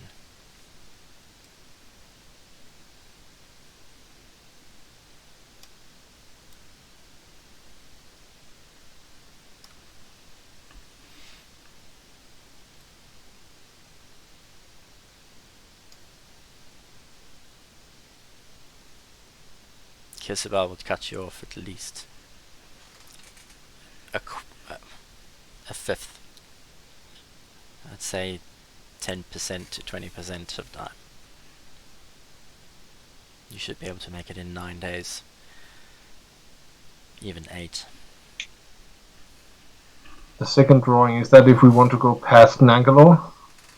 That's if you take the river down to the mouth over here and cross at the shorter point below into the mouth of the river here. I see what you say. And then you take That way we can. and then you take Mhm. the Nice. basin water up to the mouth over there. If you get to there, Then we just paddle down the river to the bay mm-hmm. Yeah. and don't have to work against the stream as much. Are we confident this tree thing works? We don't know, but we may as well try since we're here. I mean, what can we lose? What can we lose? A couple hours. I mean, you might not have a tail to lose, but I have. Yeah, Oh, say probably limbs if you're not fast enough, but I'm sure it can be done. Remind me to come back and haunt you if I do. No, thank you.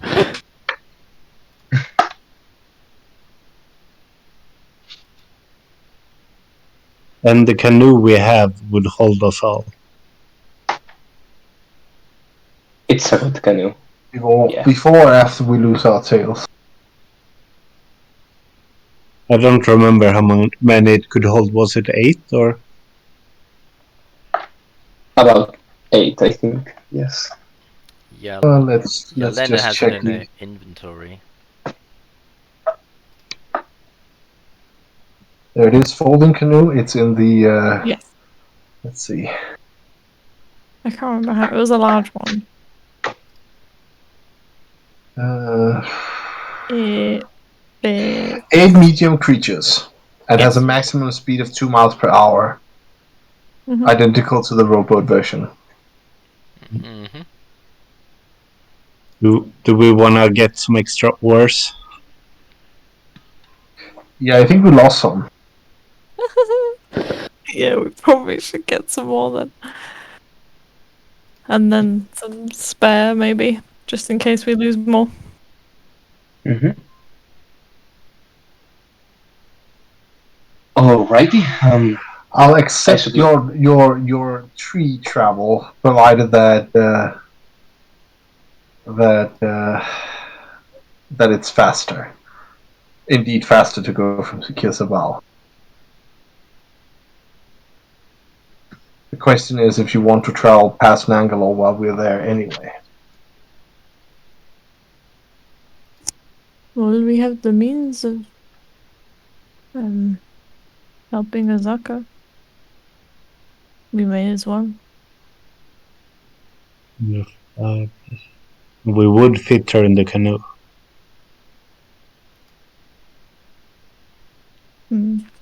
If we want Yes. to turn the canoe, then she could always go back to Kirsabal. Yeah. And rest up. I imagine it must be quite straining to be imprisoned in stone. Probably. She'll probably be very hungry, no? I have some rations we can leave with her. Yes. I think it will be a good idea. So through Kirsabal, yes? Does the set dejectedly. If it is the quickest. Yes, I think it's better. Plus, we can save Ashaka.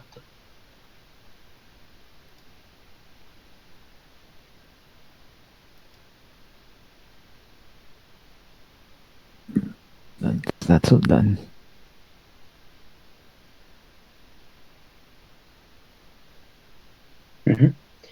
So, Moshari, we happen to have a way to travel instantly to Kirsabal.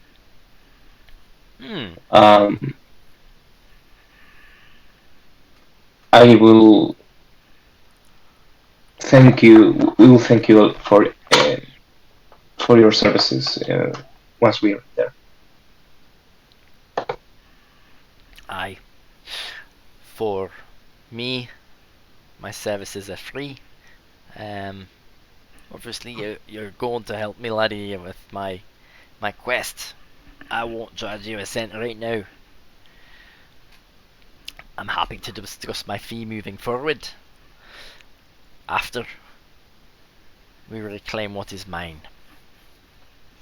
Up until then, if we go there, well, I won't charge a fee up until that stage.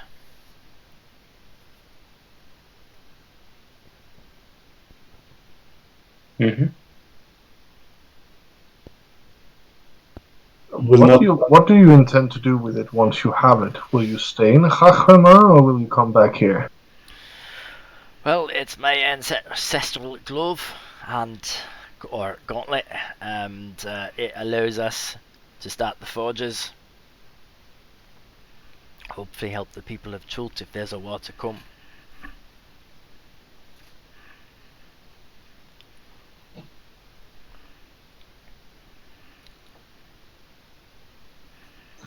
Then it's settled then, through Kiosval.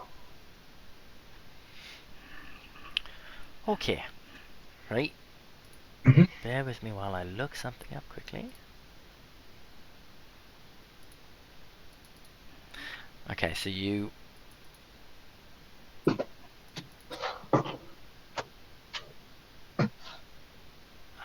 thought I had prepared a map. Yeah.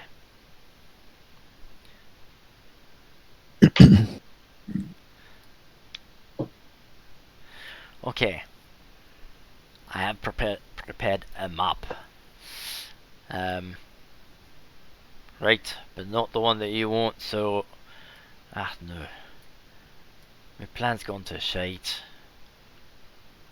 But, however, from Kiesabal, I mean, the quickest route would be straight across.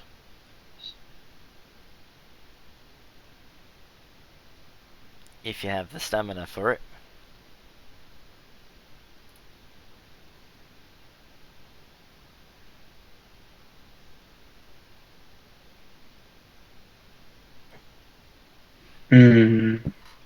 I don't know. I will leave up to The pirates is the priority. I hate to be leaving Asaka on this, but the pirates is the priority if there's a war brewing. The Cobble Mountains, can we travel to an angle all that way back?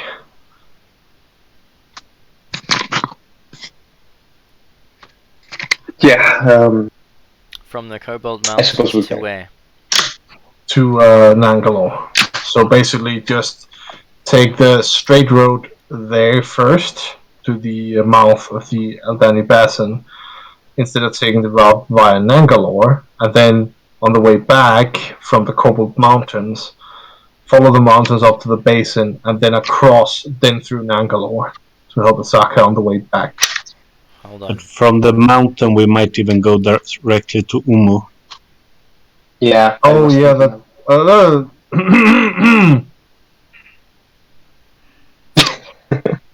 You didn't just say that out loud in the Thundering Lizard, did you?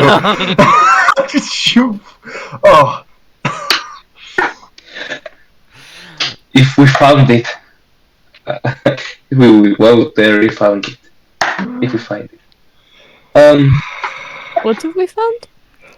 I don't know what these gentlemen are talking about. They're probably drunk by now. Alright, why I don't... suppose. In that event, why don't you roll a deception check with advantage for me, please? Which one of us? Who- Galena or me? No, you're gonna... Who blurted it out? It was... Lunan. It was Lunan, Me. so I want Lunan to roll to see if he's playing along with the two of you, because you two give a convincing story. I want to see what Lunan's recovery is. No, I mean Oh, Umo. advantage, I mean advantage, Umo. advantage. He said with advantage. Okay. I did say with advantage. Now I don't know how. Nice.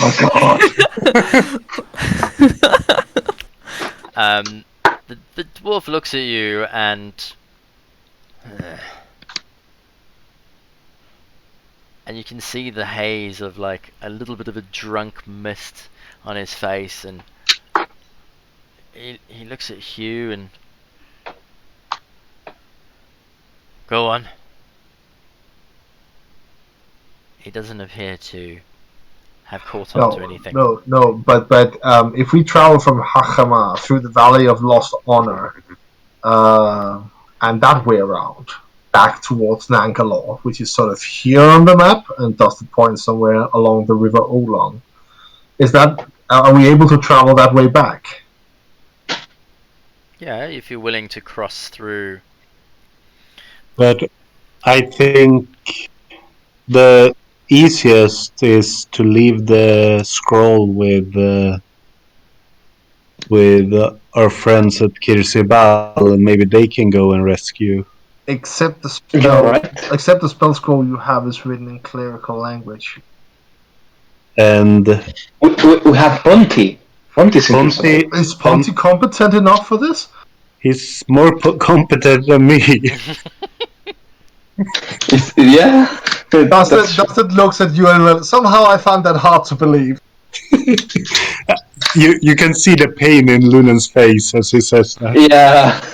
When you say that, takes a sip from the catch. He might be smart, but he, for some reason, his god really likes him.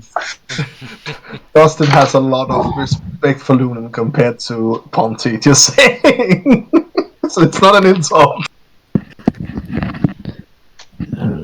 He might get some of our Arakocra friends to escort him there.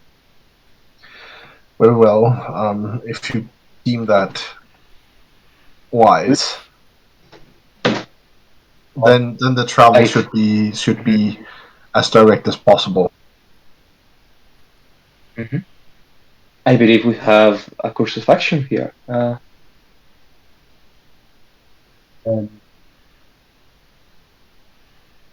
What are we waiting for? Let's go.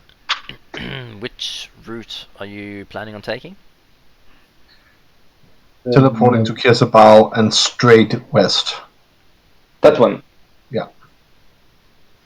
Mm-hmm. Straight towards the basin. Does everyone else agree with that as well? Yes. Yeah. Yeah. Just so we're clear on the route that we're taking. Okay, so we're going to teleport through and then pop across. Ah, hey. That seems like the quickest plan. Then down to the bay. And from the bay... Oh, let me get me line.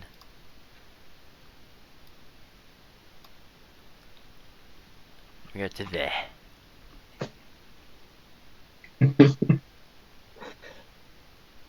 I want to climb the Cobble Mountain. That's gonna be exciting. Hi.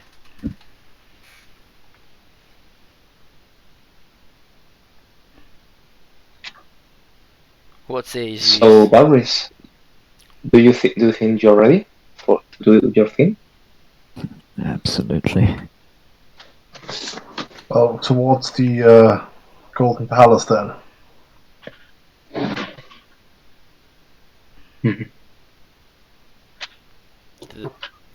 to the palace? As we're walking out of the Thundering Lizard. Oh, oi laddie.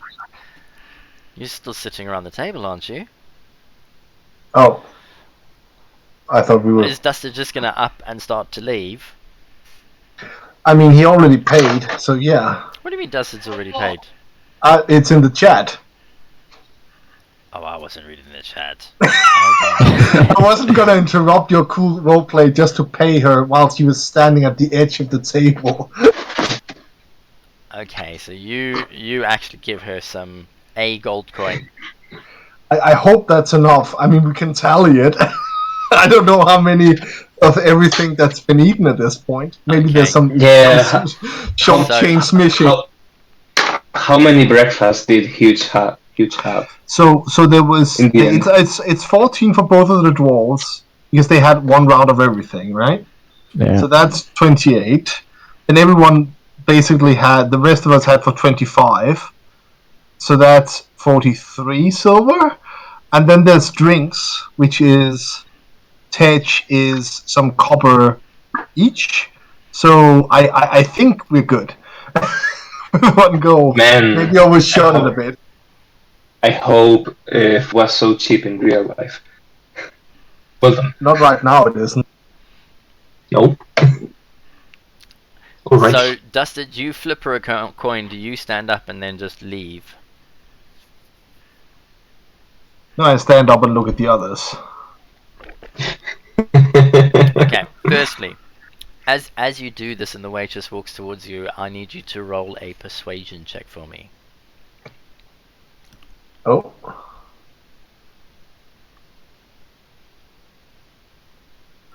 That's a 12. Okay. She snatches the gold coin out of her hand, and so you get to rise, and she comes over.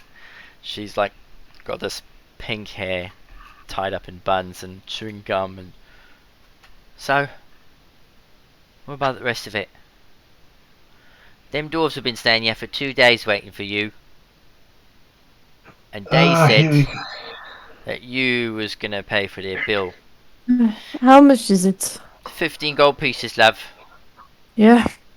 She'll fish into her bag and just slide shall I- 15 so- gold. Shall I remove it from the bag of holding? Nah, it's alright, I got it. Okay. Thank you. Oh wow, that's mighty generous of you, love. You know, some Won't folks that mention stay it around again. here normally tip after a lengthy stay. Don't push your luck. I will curse your family. Alright, roll an intimidation check for me. I mean, this Jalina, is that with advantage? It is with advantage. Go on then. Yeah.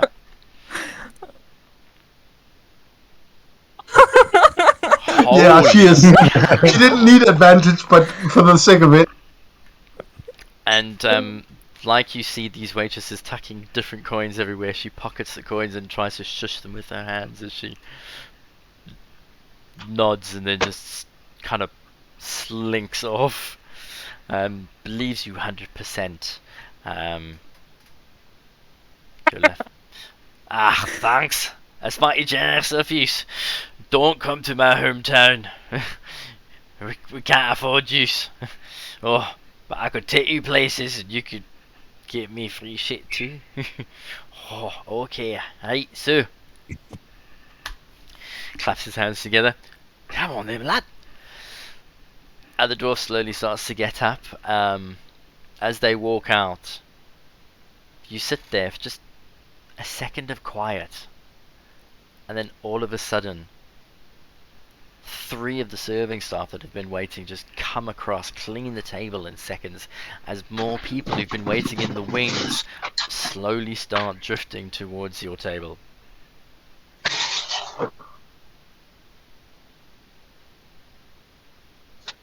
It's the halfling zombies. Get out! Get out!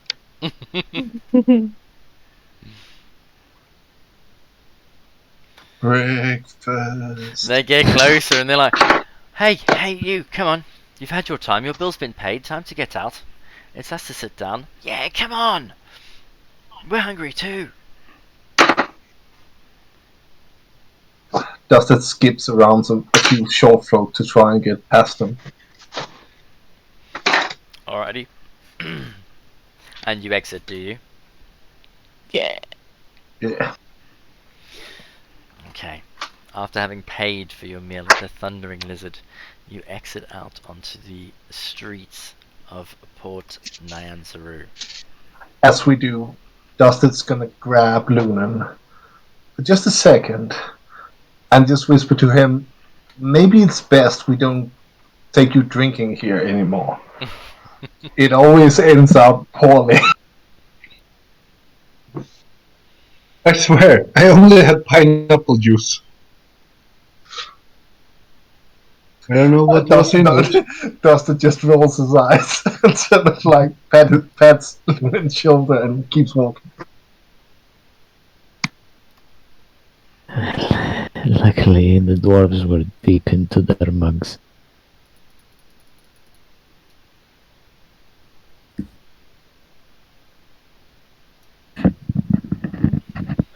So we make it up to the Golden Palace. Oh, sorry, the Golden Throne.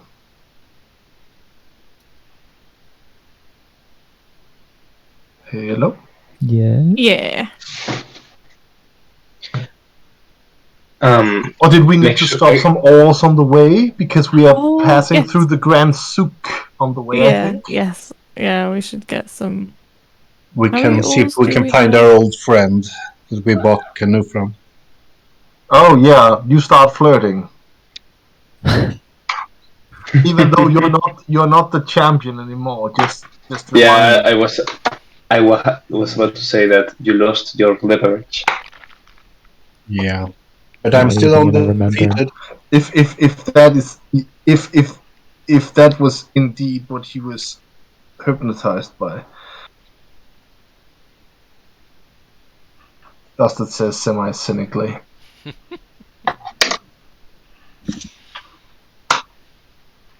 We haven't seen much praise in the streets, so I think that's safe to say.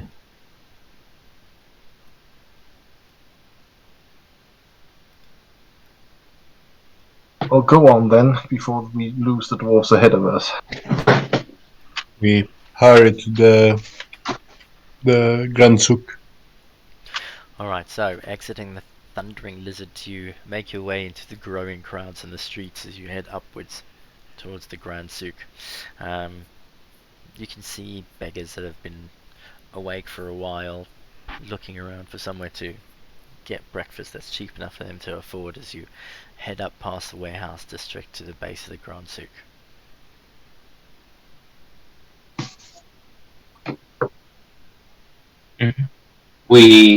I assume we pick up our water skins on the way there.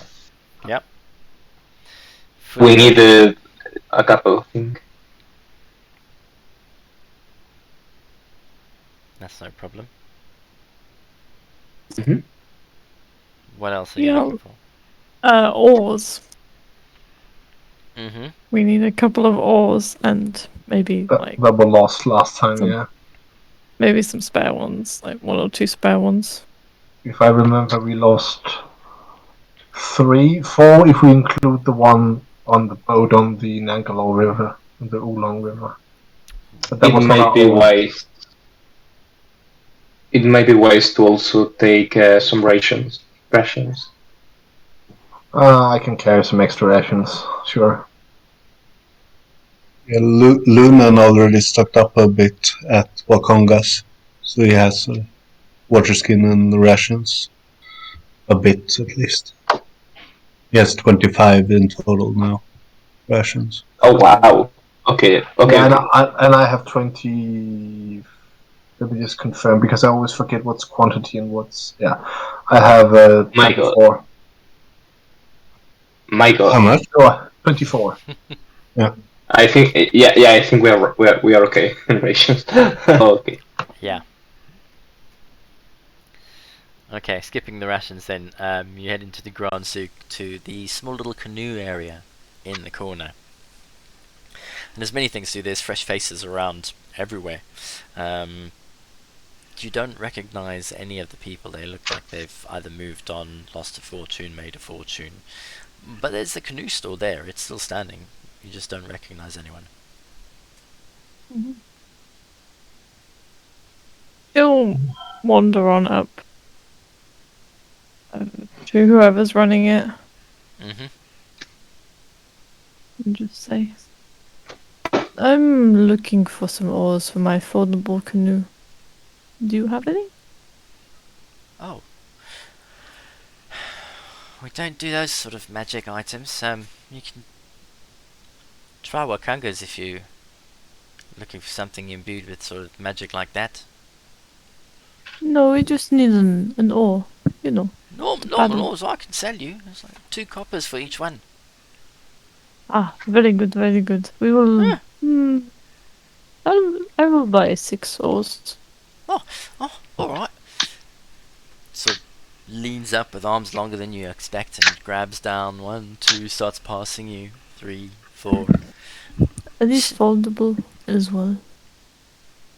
Well, they're made of wood, so if you try and fold them, they'll break, won't they? Yes, but I have a foldable canoe, which is not magic. Jelena, it will be fine. And Dusted lifts the bag of holding up somewhat. Oh yes, yes. I see. Best buy ever. Forget about the foldable oars. Yes, I would take these 6 oars, please. Non-foldable. Non-foldable. Ah, he stands there staring at the bag and Dusted. You look at it and he's like, there's a label sticking out the bottom. It says Wakangas. Oh, alright, I get it. Here you having me on. Alright. 1 gold for all them oars. Do you have to dwarf side? Yeah. You can add them in. I like- No worries. It's only Yeah, Interesting master. he noticed that we have money and now he wants more. That's what happened. I'm going to give you what you said these were worth. 2 copper each, yes? roll. Besides, we had money until we No, bought this bag. You don't need to explain yourself to this person. Firstly, Roll roll, copper. roll a persuasion or an intimidation check again for me. Intimidation. Oh man, not so good. Maybe 5 silver. 5 silver. And you got 6 because it's a silver apiece for you, Oh, is it now? ma'am. You want to make a Fae angry? Alright. I will. 5 silver. Please. Let's not kill anybody before we go. Dad, And by the way, and I say to the shopkeeper, and by the way, that's serious. He will kill you. Don't do this again. Dad, they're bullying me again. And this older gentleman with the long white beard comes out, so a little bit crooked, and he's like, "Oh, what's going on out here? Who said 5 silver? Pay the damn man." Bends over again and shuffles backwards out the back where you'd normally see boxes. Just him sitting in the gap between 2 of them, looking out between the gap at you. We don't have time for this. Let's get going. Mm-hmm. I agree. He'll toss the 5 silver at him. And Dusted magically disappears the oars into the bag of holding. Oh, alright, that was worth 5 silver. Just pray that it isn't cursed. Huh? Have fun. You say that as his back is turned. Doesn't really pay notice. Yeah, Almost had him. almost had him. So, you have your oars. Condemned a man with only 5 silver for them.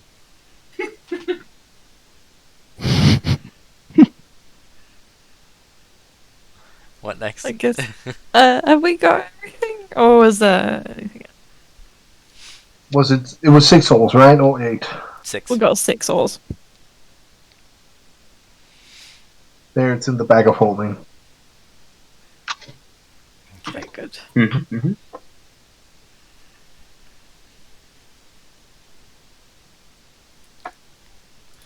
Where to next? To the tree, Uh, I think. That's the Yeah, golden I throne, think yeah. if we don't have anything else, it would be the tree. Golden Throne. Okay, so you head. Go on. We needed to collect the scroll. We paid for it, but No. they didn't. Or That- there was something we were supposed to collect at the temple. Yeah, at the Savage Temple, but that's on the way anyway.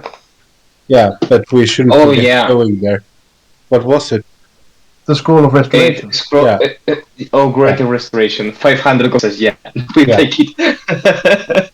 Yeah, that's on the way if What? you go around on the street.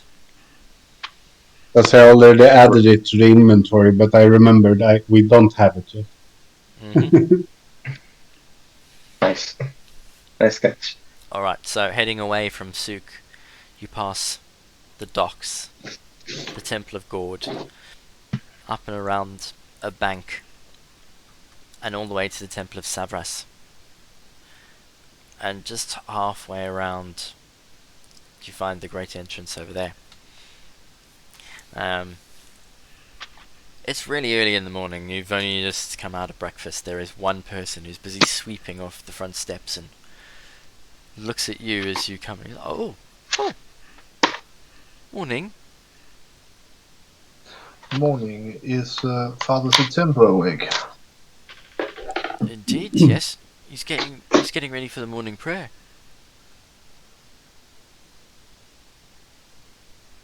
You coming in to see him? He had something for us. Waiting. Oh, let me check. Opens the door, steps in, closes it but leaves it slightly ajar, and then moves into the greater temple. You hear another door eventually at the far end open and close. A couple of seconds go by. Door opens again, closes. Eventually you hear the footsteps coming closer. Hi.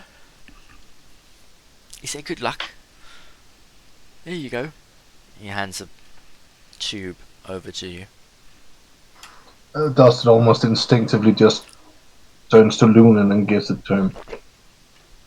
Lunan opens and checks that it is what we actually requested. Yep. You unfurl it. Have a look inside. It's definitely the priest scroll.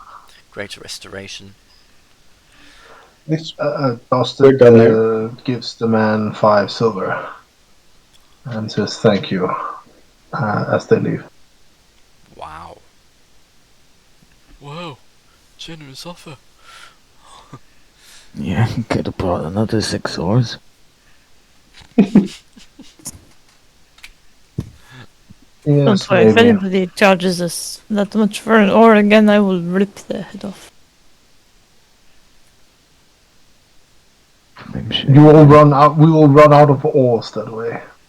No, we won't. We can just make them. It's fine. It is just a piece of wood.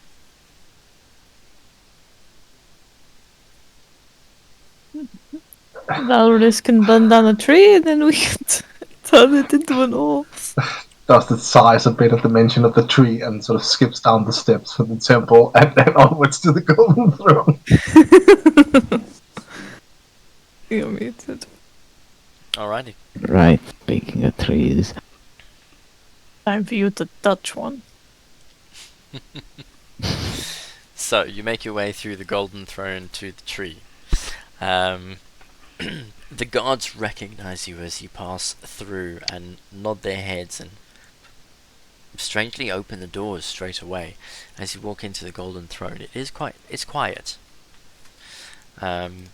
One or two staff are around. You've seen them before, either cleaning or you've been served by them. Mm-hmm.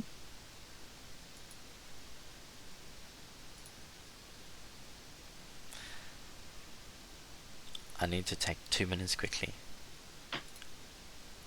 1 second, I'll be back in a second. Alrighty.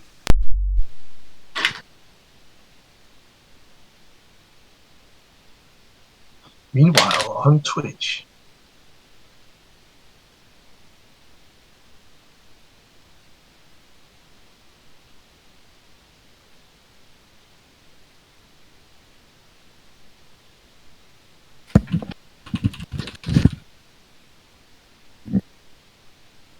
Has anybody else have the feeling that we are missing something here in Port Sorrow? Yeah. But I can't remember at all what it could be. Uh, and I forgot my notes in my summer house. What is it you feel that you're missing? You have the gear that you ordered with Wakanga. We have the scroll. Oh yes, I know. We forgot the bombs to sink the ships with. The what? What was it? Arcane bombs or something. Lady Sylvain promised Wakanga would give us 3 to sink each of the ships if it was placed at the right place at the hull. I assumed he will give them to us as we did, but we can always ask Stefan. Since I highly doubt that Wakanda forgot to give us that. True.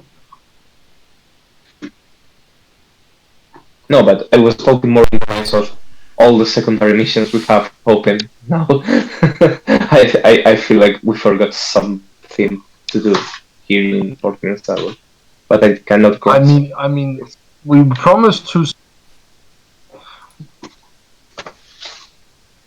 We promised to see Ponty to Fort Beleriand, but that is a side quest that I kinda dropped for now. That's settled. Yeah, exactly. So I don't know what else you could be referring to. We have nothing the teacher asked us to do while we were back. We have already delivered the blood. Did the brother from the queen had? I mean, I remember what he wanted. I don't remember if here in Portland we can make progress on that. No, but I think you raised the topic with Lady Sylvain, and she said she would research it a bit, where the goddess had touched the earth or something like that. Or was it one of the temples that had agreed to help you with that? Okay. I actually forget which one it is, but I think it has been mentioned that there was this sort of like feather that could turn someone into an Aarakocra, or where the Aarakocra god first came to this world. Someone was asked about it. If it was teacher or I don't know. I didn't think teacher was asked about it. Mm-hmm.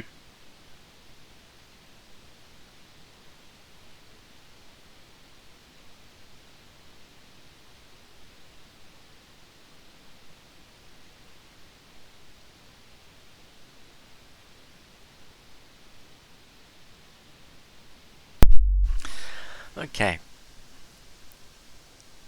Sorry, I was just on the memes channel. What's the plan?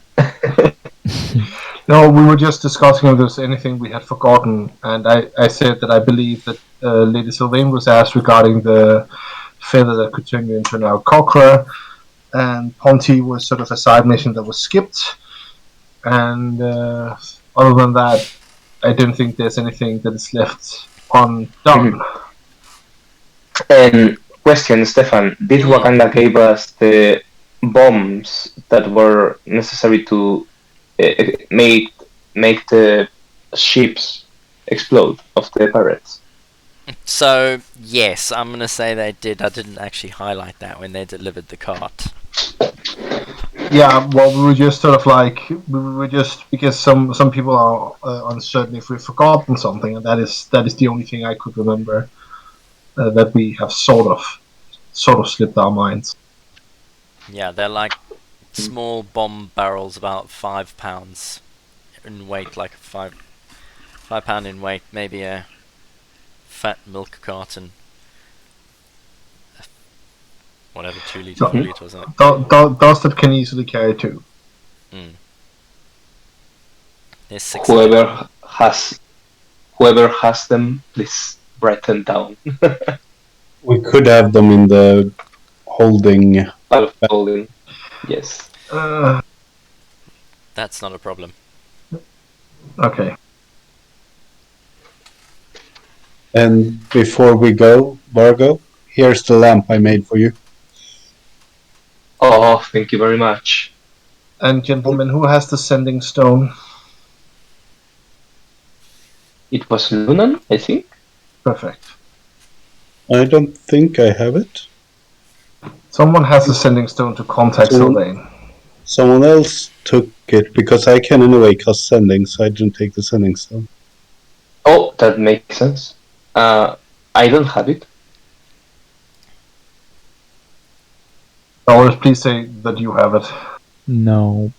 I don't think I took it either. Was it given to me or Jalena? Because we were the only ones that were standing with Wakanga and... I don't think Yolena took it. So it's probably Dusted. I'm gonna call him Dusty then. Oh god. Yeah, Bargo does not want a more long conversations with women. Oh, how rude!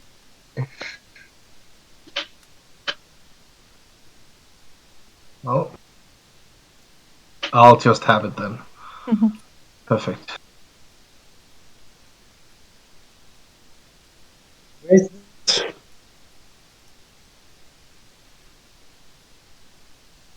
One use sending stone, correct, Stefan?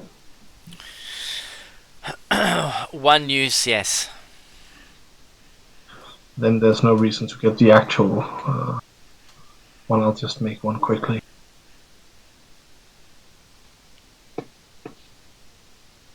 What was the use for it? Once the ships have been destroyed, contact us immediately so we can start the war. Or Oh, yeah. We can. You can write that down in notes, and if you customize the item. That's what I'm As a doing. reminder. There's no reason to get a real sending stone because I'll forget. Yeah. Okay. I did just create a new item Oh, called should I go? Pirate Ship Bomb. So I'll add them as well. yeah, add 6 pirate ship bombs. 6. Okay. 2 for each. Oh, that's important. Because I certainly will forget and use 3 of them on our way there. What happened? Nothing is happening here. So what is it called again? So you called it... I'm gonna add it into the treasure vault. Thank you.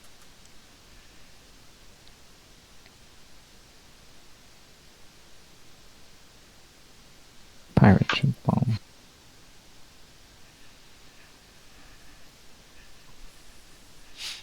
I'll amend the description. That was just short and sweet. Yeah. I'll need to subscribe to it, so I'll add it later. But I'll just write it down that I have to remember. I'll add it on your character sheet then. Thank you. No worries. Okay. So, where was we? I take it you're all lined up in front of the tree. Mm-hmm. We're all here at least, yeah. We are forgetting our dwarf friend. But yeah, No, they have been with us the whole time. They have. they're just really small. There's Musharib. Okay. Michael. Oh, Jesus. What did you say about small? And there's Hugh. Did you cast him? Nah, this He's is- huge. Yeah.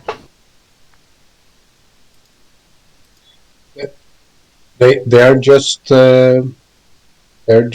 big bones. They're not fat, just big bone.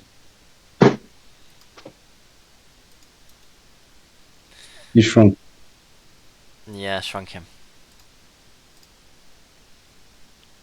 There we go.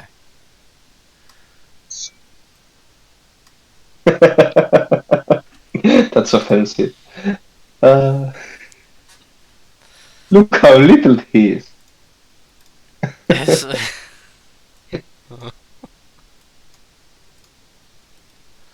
Oh my.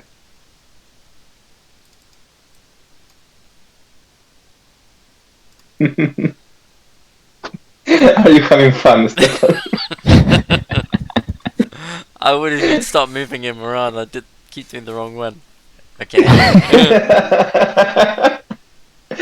Uh, Oh no, terrible. Okay, so So one of them is smaller because he's missing an arm. okay, yes, Yeah. we'll go with that. We'll go with that. So you get up to the tree, and all of you are piled in there. The staff have seen you pass through, and they're all a little confused, but seem to leave you alone. Valrus, over to you. Yeah. Gonna slowly walk over to the tree. Mm-hmm. Also mention move quickly once I open this and go through, and keep your arms close to you. Don't want to lose another. And I will go to cast the spell. So basically, you're Or going open to it. put your hand on the tree and Yeah. and concentrate. So do me a favor and roll your check. What was it? Constitution or... Well, firstly, give me a wisdom saving throw, Okay. because I know how good you are at that. Yep, very good at that. Okay. So, as you put your hand to the tree, you start to focus. Do as you were taught to almost split your mind in two and concentrate on the size of the portal opening as well as where your destination is, the other tree. As you make contact, the original tree where you imprinted on an abandoned, buried church flashes before your eyes before Kirsabal settles. And then the portal begins to grow bigger as you see the garden in Kirsabal on the other side. Miraculously, the flowers are in bloom. It looks almost perfect when you first arrived. Roll a Constitution saving throw for me, please.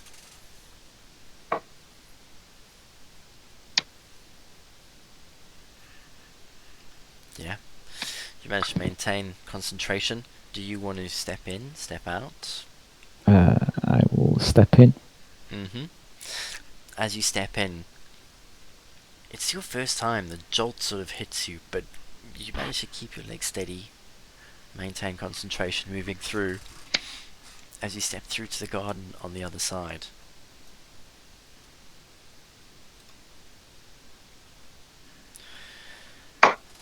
And you look around. It's still morning. Clear blue skies as you land on the garden and Kirsabal in front of the other tree. And you look around and you can see the portal behind you and everyone looking through. What do you do? I stand there for a moment and wait, concentrating on the portal. And if no one comes through, he's gonna, I don't know, stick his hand through and sort of motion for them to come on. Mm-hmm. You told us. Dustin is gonna join you, but he's gonna keep a tight grip on his tail at all times. Mm-hmm.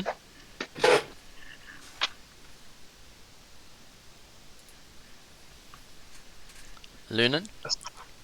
Luna will say to the two dwarfs, join us if you wish to succeed with your mission, and then I go through.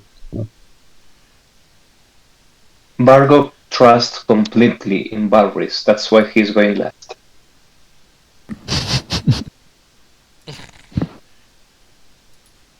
You know how convoluted that sounded?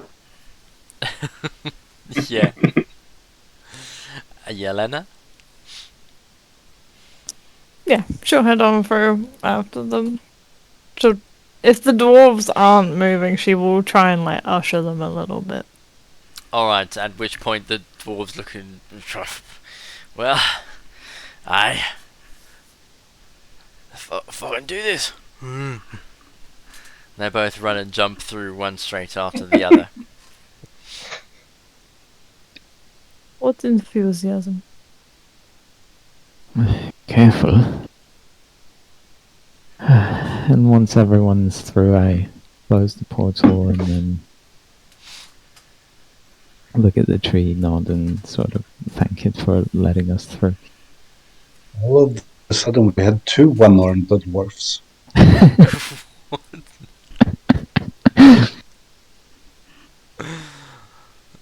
Okay, you arrive in Kisabel. The portal closes. Yelena kind of does look at you, closing it so quickly. As the last one through, but everyone seems to have made it through safely. The day is yours. I have to say, Barris, I was skeptical at first, but this is high level. This is amazing. I'm kind of surprised myself. I only briefly had a look last time. Back in the Citadel, there were some mages that were capable of doing this, but they were few. I'm impressed. It's good to have you in my team. Oh my Well, unfortunately, I can only use this on these trees. And it does take a bit of concentrating and... anyways, we shouldn't linger. Yeah, we have to see Ponty. Oh, fuck. We have to see Ponty. Right, well, where does he stay? At the Queen's side. It's not been more than a few days. Do you think she's actually awake yet? I think she's still tending to his patient. Oh yeah, the Queen is also here. Do you mind? Oh, but she would not speak to a mere servant. She wanted to speak to nobility. And Dusted's face contorts into a smirk that is both distasteful of what he just said, and the fact that he enjoys this way too much. That Vargo is being paraded around like that. I am sure even if she is awake, we need not disturb her. We only need to speak to Ponty for a moment. Yeah, my luck is bad enough to for them to be together. I'm taking a risk.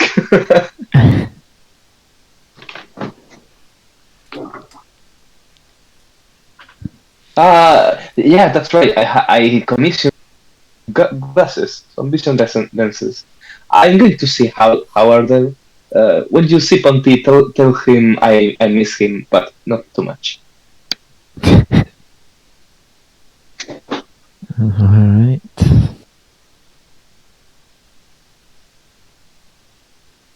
I suppose we go ahead and look for Ponty.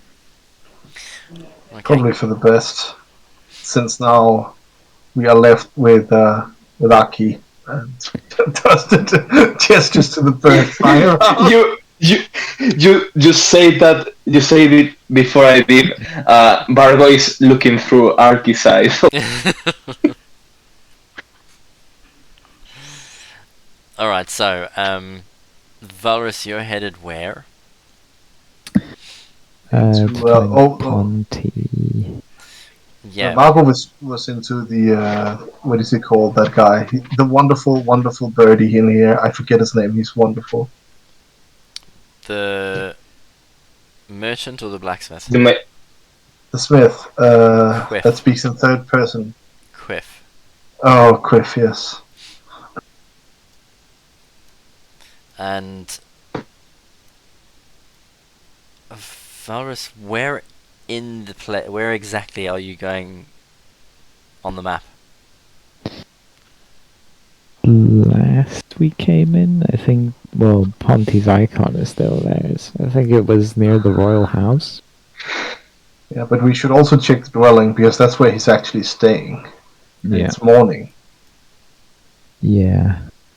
And Dustin is very interested not having to go through the cleansing process. Mm-hmm. He's only just got that shit out of his fur. Just it's a big nope for him. Alright, so, Valrus, you're gonna... Well, where are you guys going, basically? Who's going with you, Valrus? I don't know. I assumed the rest of the party was all gonna go and meet Ponty. Which is where you're off to. Or we could have him sent down to us. Are there still a jumping point here? So cheeky. That's where you appear. So the group of you head that way. The dwarves just seem to follow you, mystically staring around, like, did that just fucking happen? What's going on here? Oh, you. I thought I we are. Hello.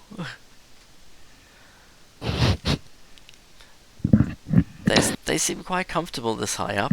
And then you part off towards the dwelling. And Vargo, you head off to... Griff, right? Yeah.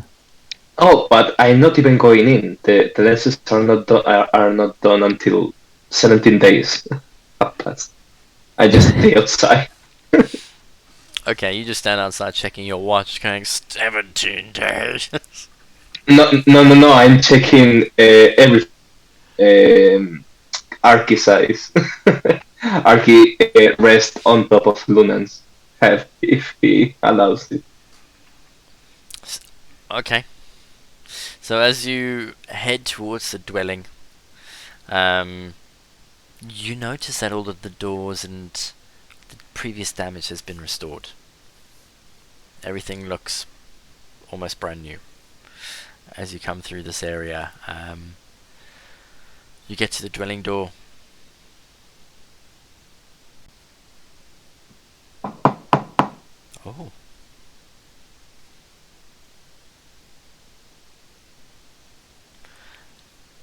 And then from the window above... Yeah, hello, it's open. Hey, Ponty. What?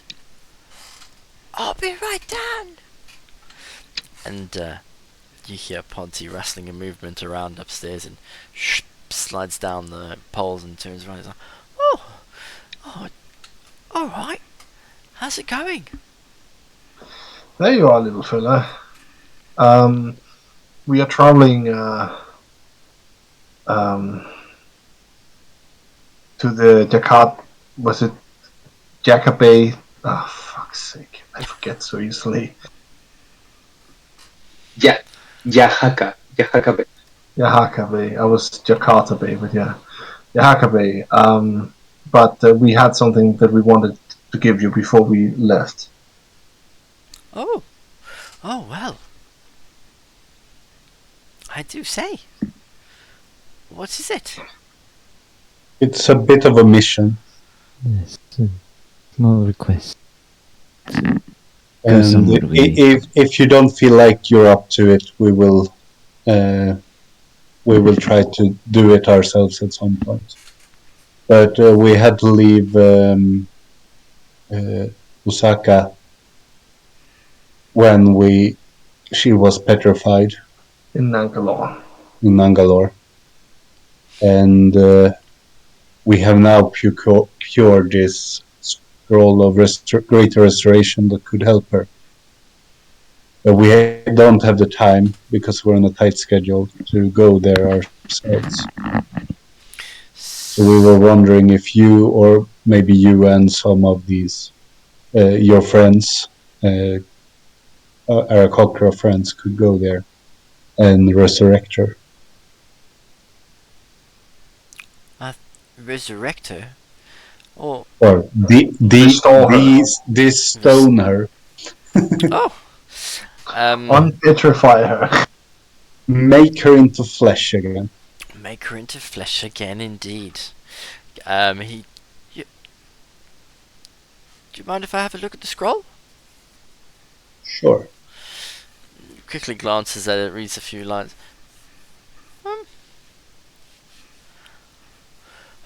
Did you say you're on a tight schedule?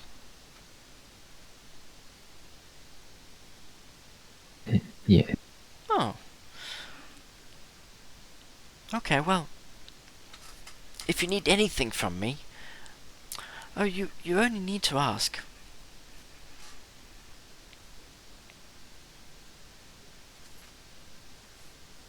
You going to be okay doing this? Yeah, of course I will. I do say I think half these Arakocra will come with me.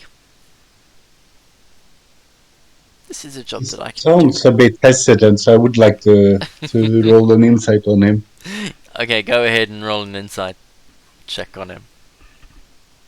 I mean, he is more confident, I guess, after his victory at the battle. Yeah. Wow, Oh. that's a monster. You actually look at him and you can see the mechanics turning as he seems to mentally be counting the amount of Arakocra who will come with him and the immensity of the task. And then each nod he starts to seem to grow more confident and more confident. And when he says to you, yeah, this is a job that he can do, you know he means it. I feel comfortable. I give him a big smile and a hug. Oh. Thank me later. Thank me after it's done.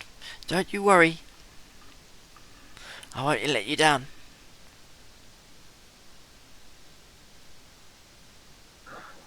Remind me that I owe everyone for this. Later. Dustin is gonna produce the mural from the bag, which is worth 25 gold pieces, and give it to, unless anyone stops him, and give it to Ponty and say, good health to the queen.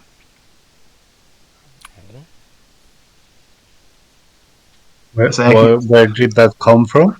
It comes from our treasure vault. We have a mural that's worth 25 gold pieces. Luna will not stop you, but I don't know if the others will. It was just to give her a gift or something while we're here. Nope, no stopping. Make sure to mark that off on your character sheet or through the bag, please. I will, don't worry. As you do, Ponty's eyes widen and he looks at you again and... Thank you. Oh. Staying long then? No, we must be going. We are on a tight schedule, but thank you for helping us. Anything for you guys. I found my calling over here. This is the new Ponty. It's good to see you are doing well, Ponty. Oh, well, thank you. It's good to see you too, all the time. Well, Killed anyone recently? well, No, but I did convince someone that I would curse their family. Figures. Yeah. She also threatened to behead them. They were a simple merchant. Oh. They were being very extortionate with the prices of their ores. They were 2 copper each, and then they saw we had a bag of holding, and then they were like, no, 1 gold for the ores that you wanted, instead of 12 copper. Outrageous. To carpenters. Oh. Ponty, it's good to see that you're creating civilization in the middle of the jungle. Just trying to give out that ran there. Oh god. Were you actually gonna kill him? Dusted asked Jillian seriously. Oh, the merchant. Yes. Well, if he tried my patience a bit more, probably not. It's just one other person. Who cares? That's another like on Dusted's list of why Daniela is fucking scary. There we go. I feel the city guard would have cared. No, they don't care. They won't care if they don't know. Hmm. I like the confidence. My confidence that no one on the streets would have seen. Yeah. Confidently, slightly stupid. I'm not gonna say that Dusted was already predisposed against elves, but he's getting more and more negatively disposed towards elves as this goes on. Jesus Christ.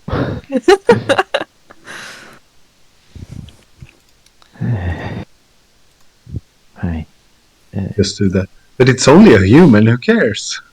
Exactly, they don't live for long. It's like swatting a fly. Before you start swatting the Arakocra as well, perhaps we should No, I like head the off. bird people. They have They're even very shorter nice. lifespan. They have shorter lifespan than humans. It's very sad. I feel like it should be the opposite. The birds are very nice. Dusted gives Ponty an apologetic nod and then just begins to leave.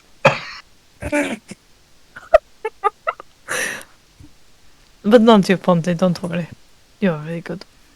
You don't charge extortionate prices for stupid holes. No.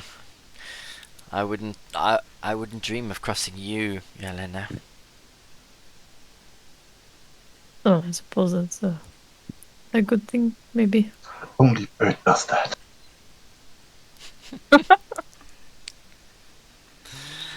Wow. But, keep yourself out of trouble, yes? But otherwise you're gonna come here and hit him. No. Oh boy. What would be the point in telling him to keep out of trouble if I'm just going to come over and put him in trouble if he gets in trouble? Right, okay, whatever. We should go. I suppose so. Take care, Ponty. Cheerio. So, where are you off to? Yes, we're gonna make our way down the... Oh, is it a mountain? Down the elevator. Down the elevator, that's it. We gotta grab Vargo first as well. Ah, yes. Mm-hmm. And Vargo? Are you in on this plan?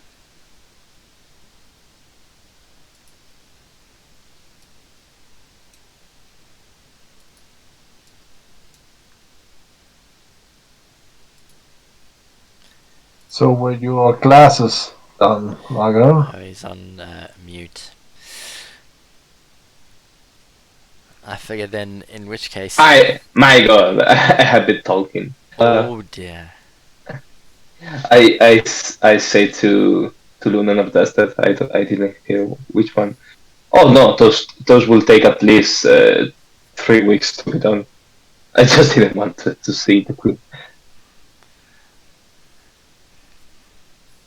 Then he's definitely with you as you climb on board the elevator. He's almost leading you on, a desperate to be out there, which is where we're going to end this evening's session. Nice. Nice. Yep. Mm-hmm. That was a lot of save time. Yeah, that was. You still basically got 10 days, 10 and a half days to get to your destination. We can... The good part about the commission Barco did is that now we have a track of the days.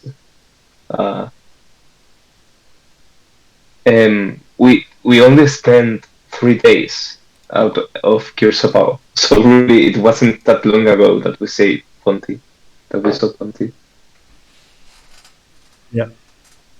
Mm-hmm. And we're Mhm. already sending him on errands. Mm-hmm. Yeah. Yeah, but he owes Osaka as well. I mean, didn't we owe this to Osaka to do it ourselves? Honestly, as long as she Just a thought. I would As long as- say we do, but not at the risk of screwing up the Umu mission. Saving the world from the curse is more important than unfreezing her out of stone, so she's just frozen in time. No, time just goes. What was it? 10 times slower? No, please don't say that. That's horrible. Imagine that. No, it does. 10 times slower. I'm pretty sure that the petrification only slows time by a factor of 10. Oh, okay. I thought that you perceived time 10 times slower and you were still conscious. That would be I mean, awful. she might be. We don't know. No one has asked anyone about that. We've just assumed that she couldn't. Well, thank you. That's it. And now, sorry. But petrified does say the creature is incapacitated in the condition and cannot move or speak and is unaware of its surroundings. But it is a fact. Right. Yeah. It also says, yeah, it's turned into a lifeless material. Yeah, it says, it's only the weight that is a factor of 10, and it ceases aging altogether. Okay, fair enough. Thank you. Now I will be able to sleep. It's literally just stone. The only problem is that it can be destroyed as stone. So wait, are you telling me that when people die and they want to get frozen, they in reality they want to petrify, apply themselves the petrified condition? That's interesting. Don't steal that idea just yet. That's a good DM point. Just a race of people that have been petrified by Medusas to live forever.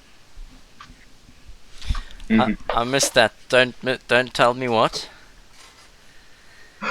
Don't steal or sell that DM idea that there's a race of people that have basically been petrified by Medusa to live forever. Or maybe tricked by them. Maybe the Medusa don't want to turn them back. Or that they are so sick that they are turned into stone to preserve them.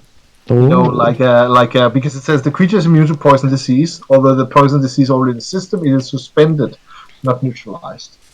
So Oh, what he's we have a saying is we should solution. turn Sylvain into stone. Yeah. Too bad that we killed the Medusa. We need to find a basilisk. Just what?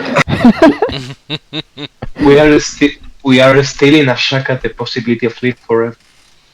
I hope she forgive us. I think we should do, yeah. She's gonna beat our ass. Well, one of us anyway. Petrifier, and then we can take our time.